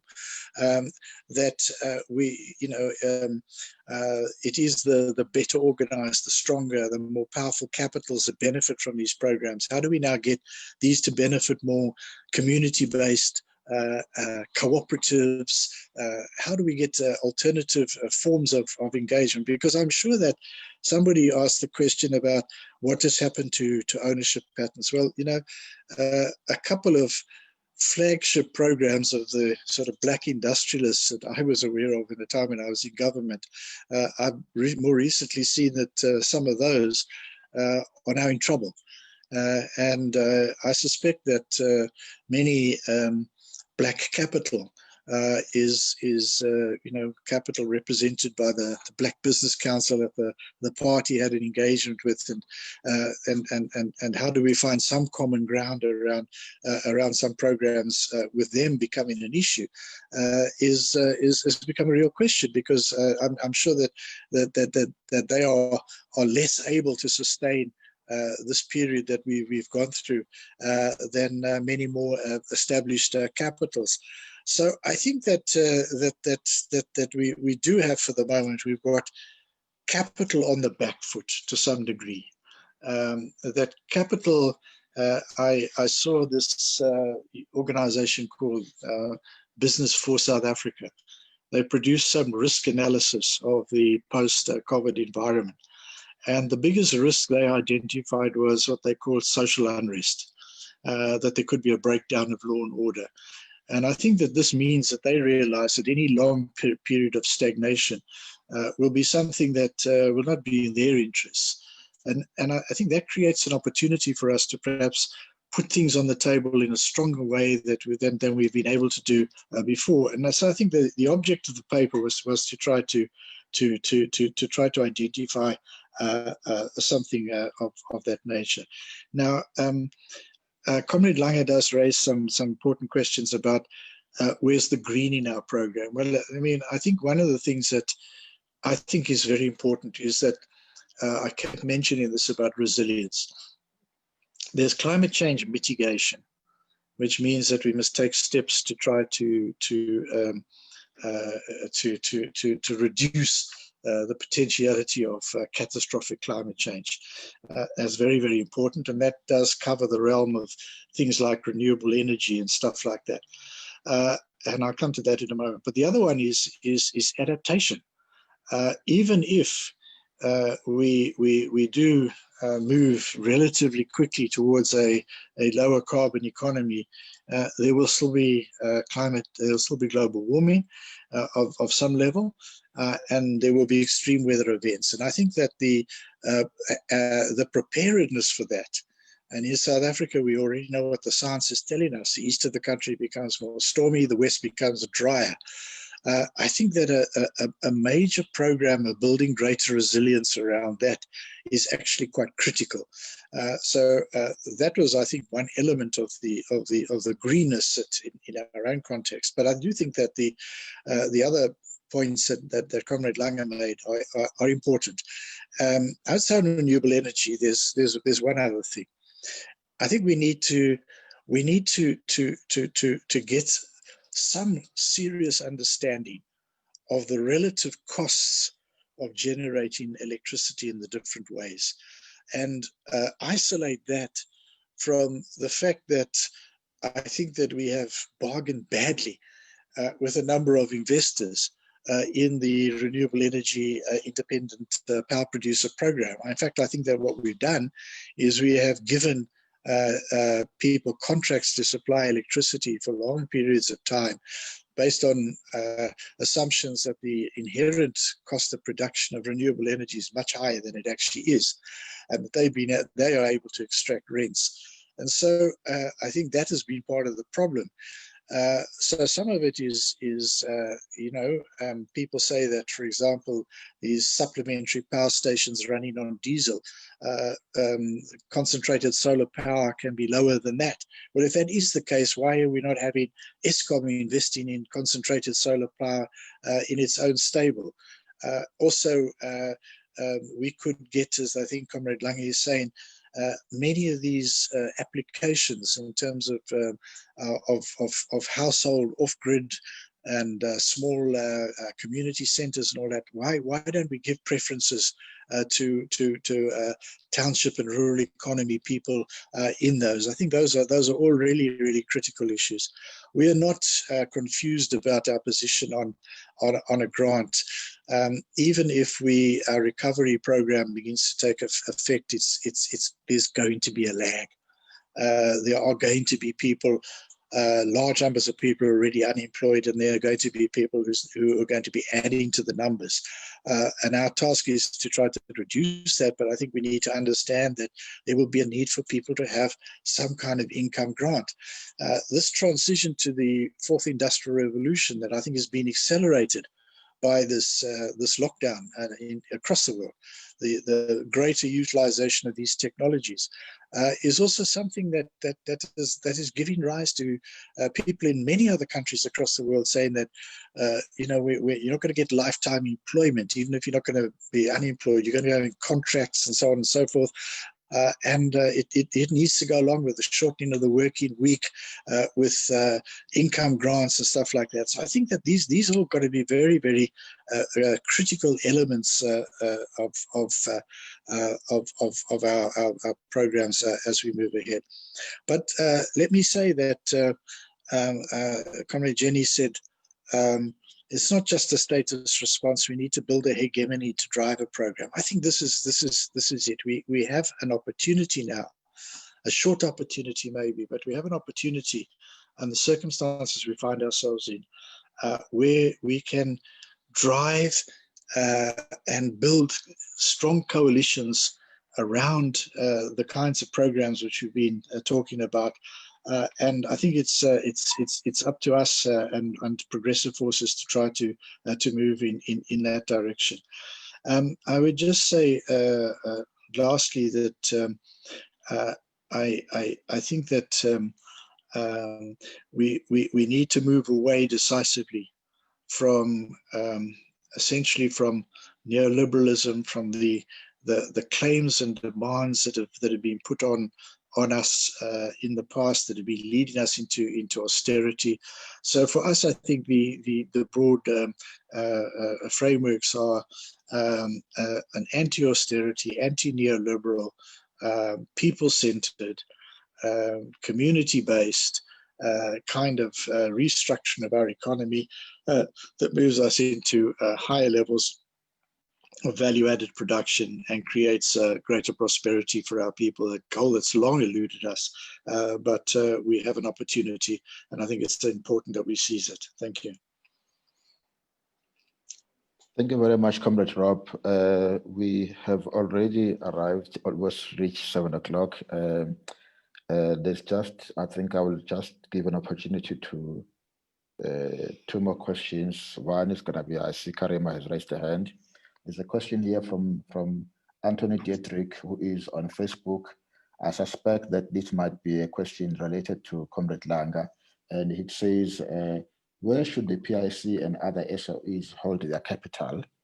And then it's more of a comment actually, even though it's titled as a question, but it's more of a comment from Comrade Pius. It says, any economic recovery will need working class hegemony in the state,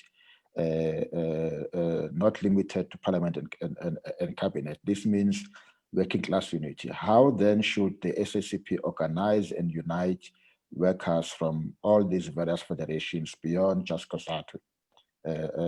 With the SACP is for the working class, not just COSATU as such.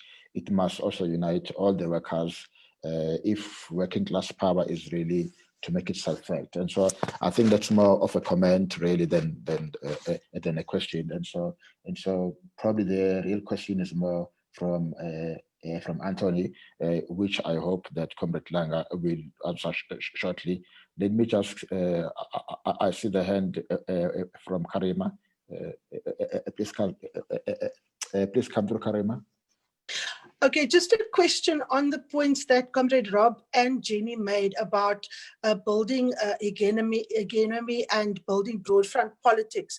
I mean, the left is very divided in South Africa. We have a fractured trade union movement. We've seen quite a lot of organizations that sprung up in this period of COVID-19 as a response to some of the weaknesses in the state, from things like providing basic foodstuffs to people to organizing things like shelters. What exactly is the party's program to build this broad front beyond the traditional alliance of the ANC and COSATU? There's a lot of formations in communities. There are other trade union formations. There are NGOs. There are service organizations that are all putting forward pro-poor and left programs. Is the party involved in any conversations with those organizations, or is it still tied to the alliance at the cost of building relations with people beyond the alliance, particularly those that already have an organizational foot amongst organized labor, poor and working class communities, women's organizations, young people's organizations, and so on? Okay. Thank you, Karima. Let me just give Comrade Langa just briefly, and then lastly, we will have either Comrade Alex or Comrade Jenny to respond specifically to the question that has been asked by Comrade Jenny, and then we will try and tie it up immediately after that. Comrade Langa. Thanks, Comrade Chair. I just wanted to say that of course, the point that one is raising is that there's always a temptation to see the majority of South Africans as weakly represented in this economy, which is funny because we built it. It's based on African labor, black labor. But more than that, when it comes to the assets of the economy, we have got real reach.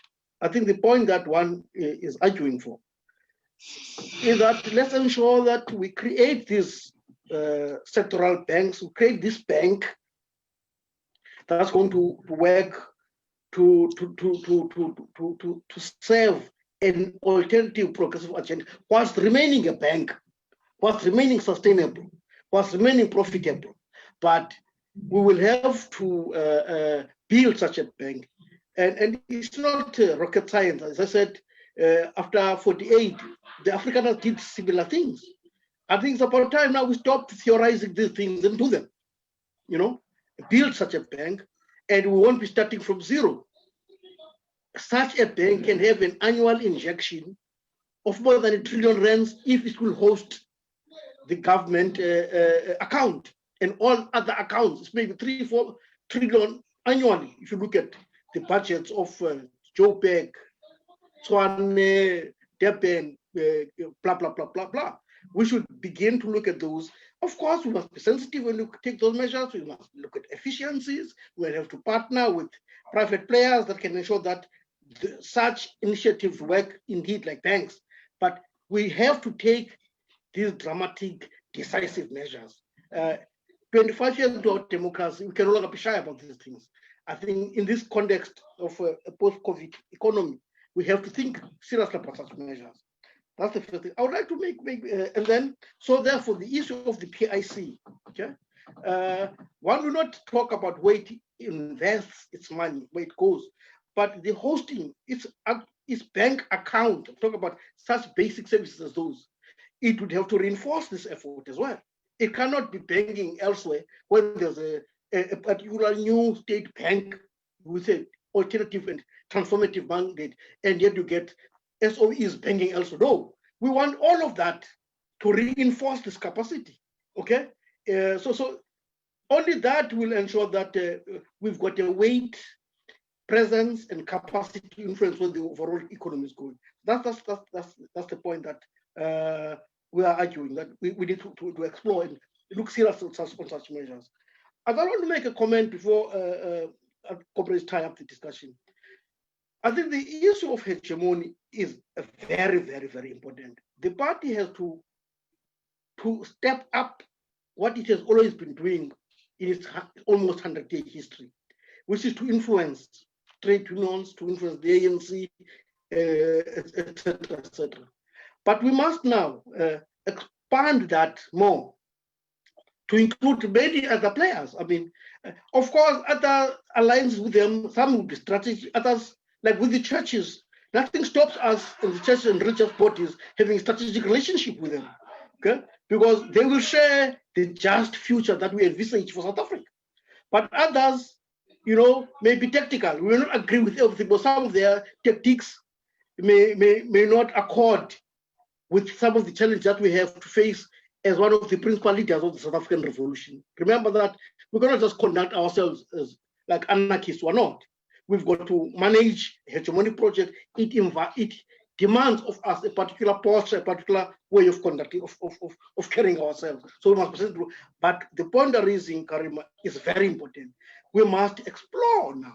You know, we may even have to build some of these social movements ourselves.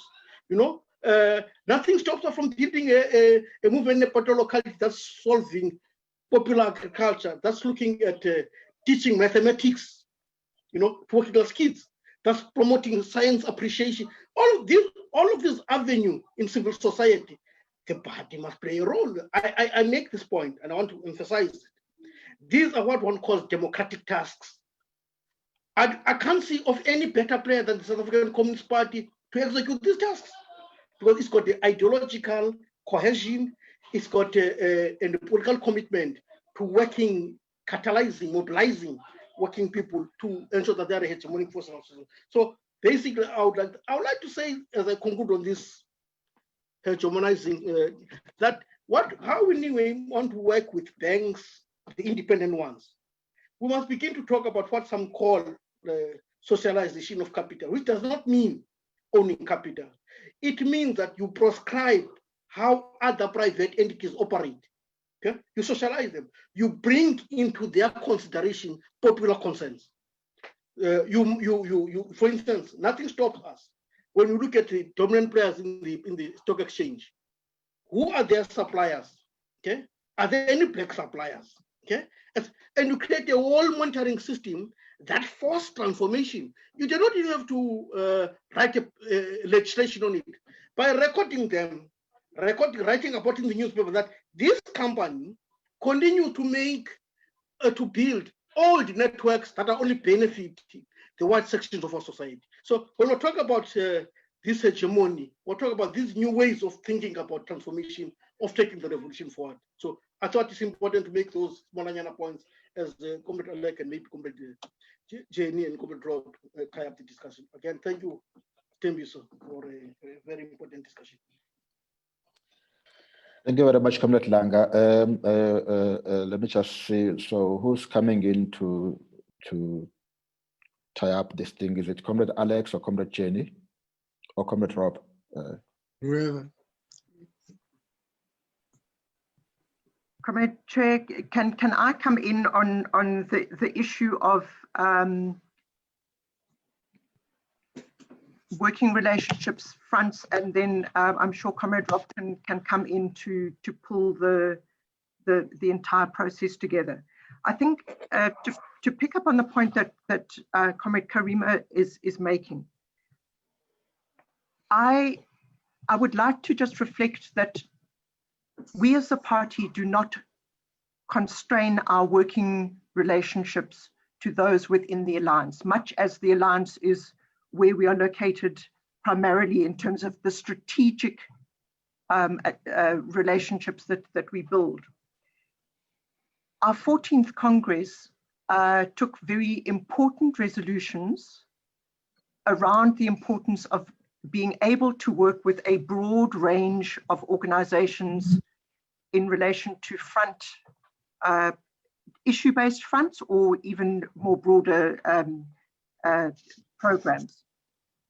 That didn't come out of the air. It came out of the work that we had already prior to the 14th Congress, which was in 2017, been doing around a range of different issues. So for example, in the financial sector campaign, which has its roots way back, we have been able to work with a very broad range of forces in terms of being able to then weld that campaign around the transformation of the financial sector.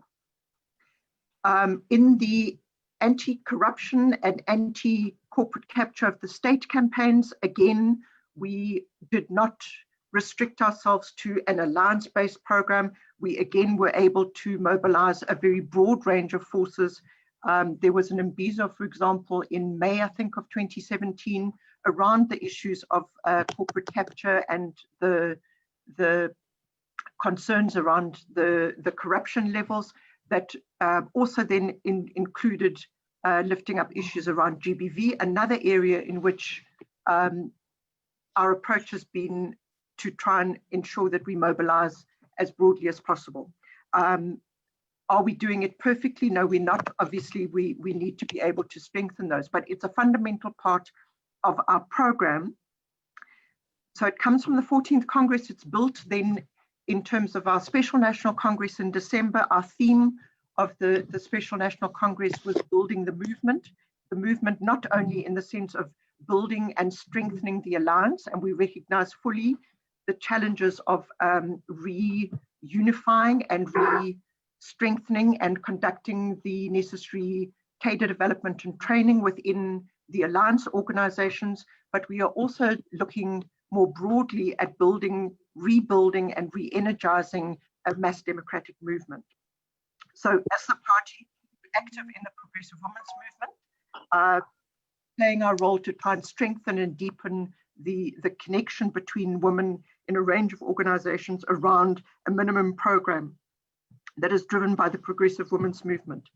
The YCL is very active in the progressive youth movement, and again, aiming to ensure that we are involved in both strategic and tactical relationships within the youth movement to be able to deal with it.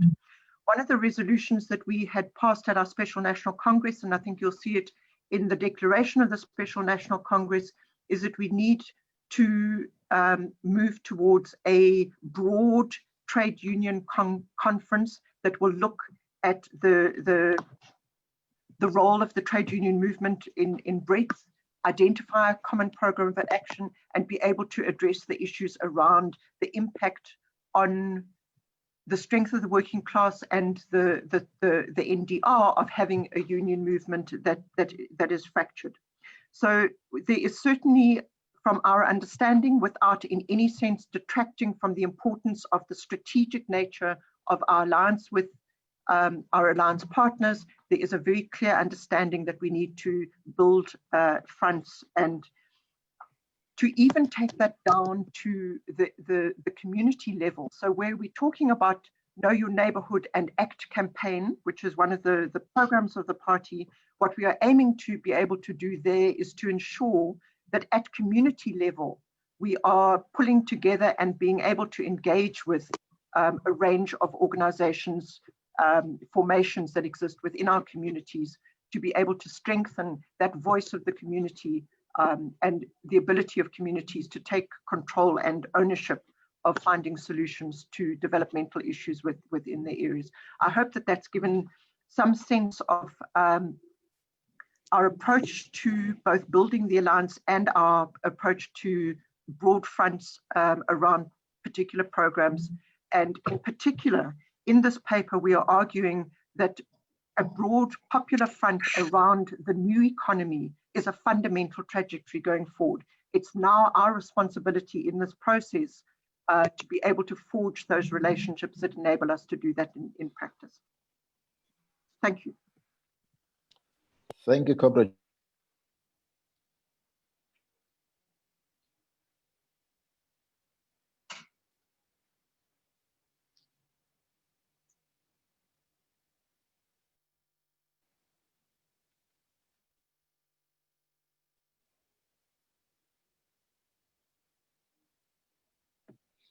What's the Hello, problem, Chair?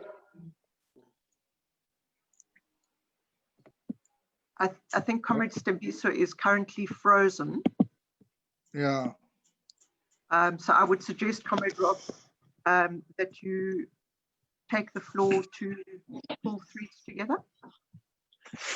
Well, I think, you've largely covered what I'm on, eh? I think you, Comrade Jenny, have largely covered what I would have said on that. I mean, I think there's two other activities in relation to the economic crisis that are notable of a broad front nature the party's been involved in. I did mention one, which was the meeting with the Black Business Council. And the other one, I think, is the solidarity economy, the sometimes, to use the other term, the informal economy, and moving in that direction and taking some of the issues and some of the initiatives that have come from there a lot more seriously in our sort of recovery programs. But I think that in terms of just a word to conclude, because I don't think I'm going to say anything much more on any substance, I want to just really thank all the comrades for the comments that they've made on this paper. I think if this paper's done anything, is it's stimulated a need for us to have many more discussions of this nature on various topics that have been mentioned. I think that the macroeconomic policy stance is a critical one. The construction of our financial infrastructure so that we release funds to support development and many more local funds, because I think many of us are convinced that we can, as a country, to a very large extent, fund our own recovery without having to resort to foreign loans. And then the other one is the different sectoral programs that all have to be part of this. But I do want to emphasize yet again, because nobody mentioned it no one added to it, is that the critical importance of a public investment program that deals with a number of the issues that have been raised by COVID, as well as with traditional infrastructure. This is something that we really have to get going, and get going very urgently and very critically.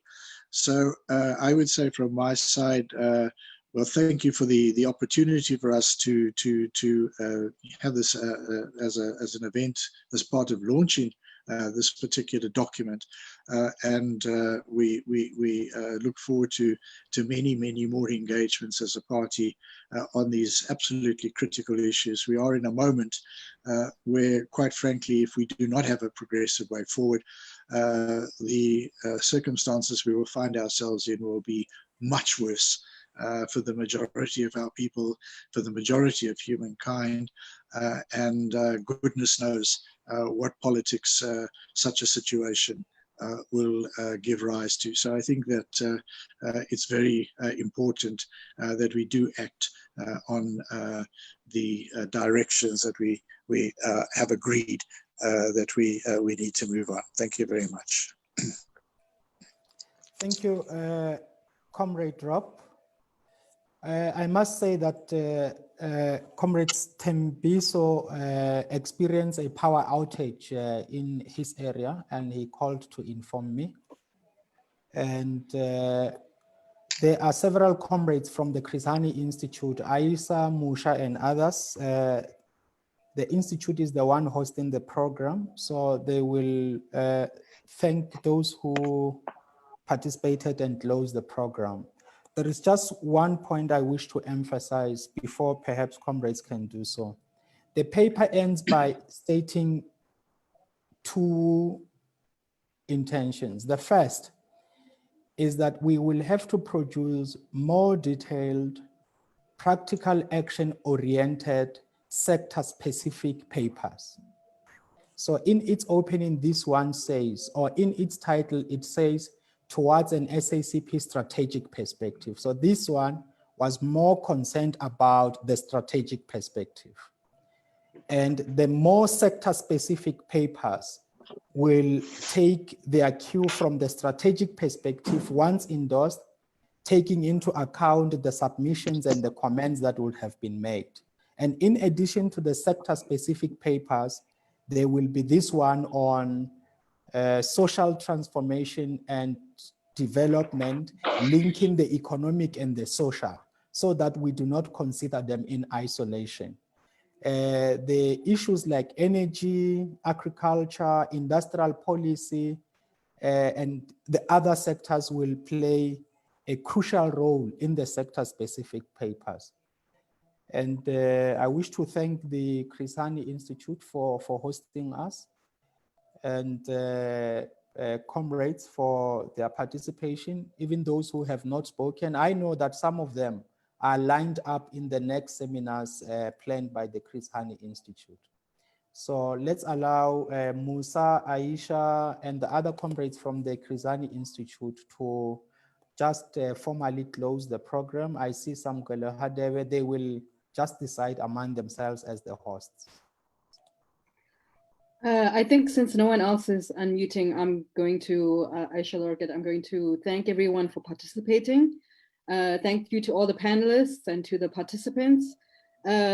Just a note that next week, next Thursday, there'll be a webinar with Reg Nkosi, themed macroeconomic policy, monetary policy, with a sub-theme on a critique and reconstruction of South African monetary policy. And then the week after that, there'll be a webinar presented by Chris Malikane, themed macroeconomic policy transformation, with a sub-theme on second radical phase of democratic transition and macroeconomic policy change. And then the last one that's currently scheduled, but as Tembiso mentioned earlier, there are going to be 3 rounds basically of seminars. So the last one that's currently scheduled is for the 2nd of July, presented by Duma Kubule, and it's themed domestic funds mobilization for investment, with the sub-theme monetary and fiscal policy changes for economic turnaround. So I hope that everyone will join us again for the upcoming webinars. And once again, thank you everyone. I think it was a very good and very useful discussion. Thank you to the presenters, and hope to see you next time. Sorry for running so much over time. Thank you, Comrade you. Rob, for a very fruitful one, and thank you, everyone. Thank you. I hope you read all those books behind you. Yeah? My child asked me, Daddy, are you saying you read every page and every line and punctuation? So I put that to you. I'm saying I'm done with this one. I'm waiting for your book. I'm done with this one. I'm waiting for your book. Okay, you gave me a good answer. I will use that answer. Comrade Rob, you said you are busy with the manuscript. I also want to put it here. So when you're done, I'll put it here. It must come to you for comments first. But I think that we need to put the ball back in your court. Our bookshelves need your book as well. When is it coming, Comrade Musa? Good, Comrade Jenny. Good for that. After the PhD, Comrade Jenny, I'm going to do like Comrade Alex. And then we will watch and wait. We will watch and wait. So do that. Yeah, and I wish you the great of successes, Musa, in your PhD. Yeah. No, thank you the best. Yeah. Thank you. Thanks very much, comrades. Very useful, very informative, stimulating. Great. Bye-bye. Thanks. Bye-bye. Bye, everyone.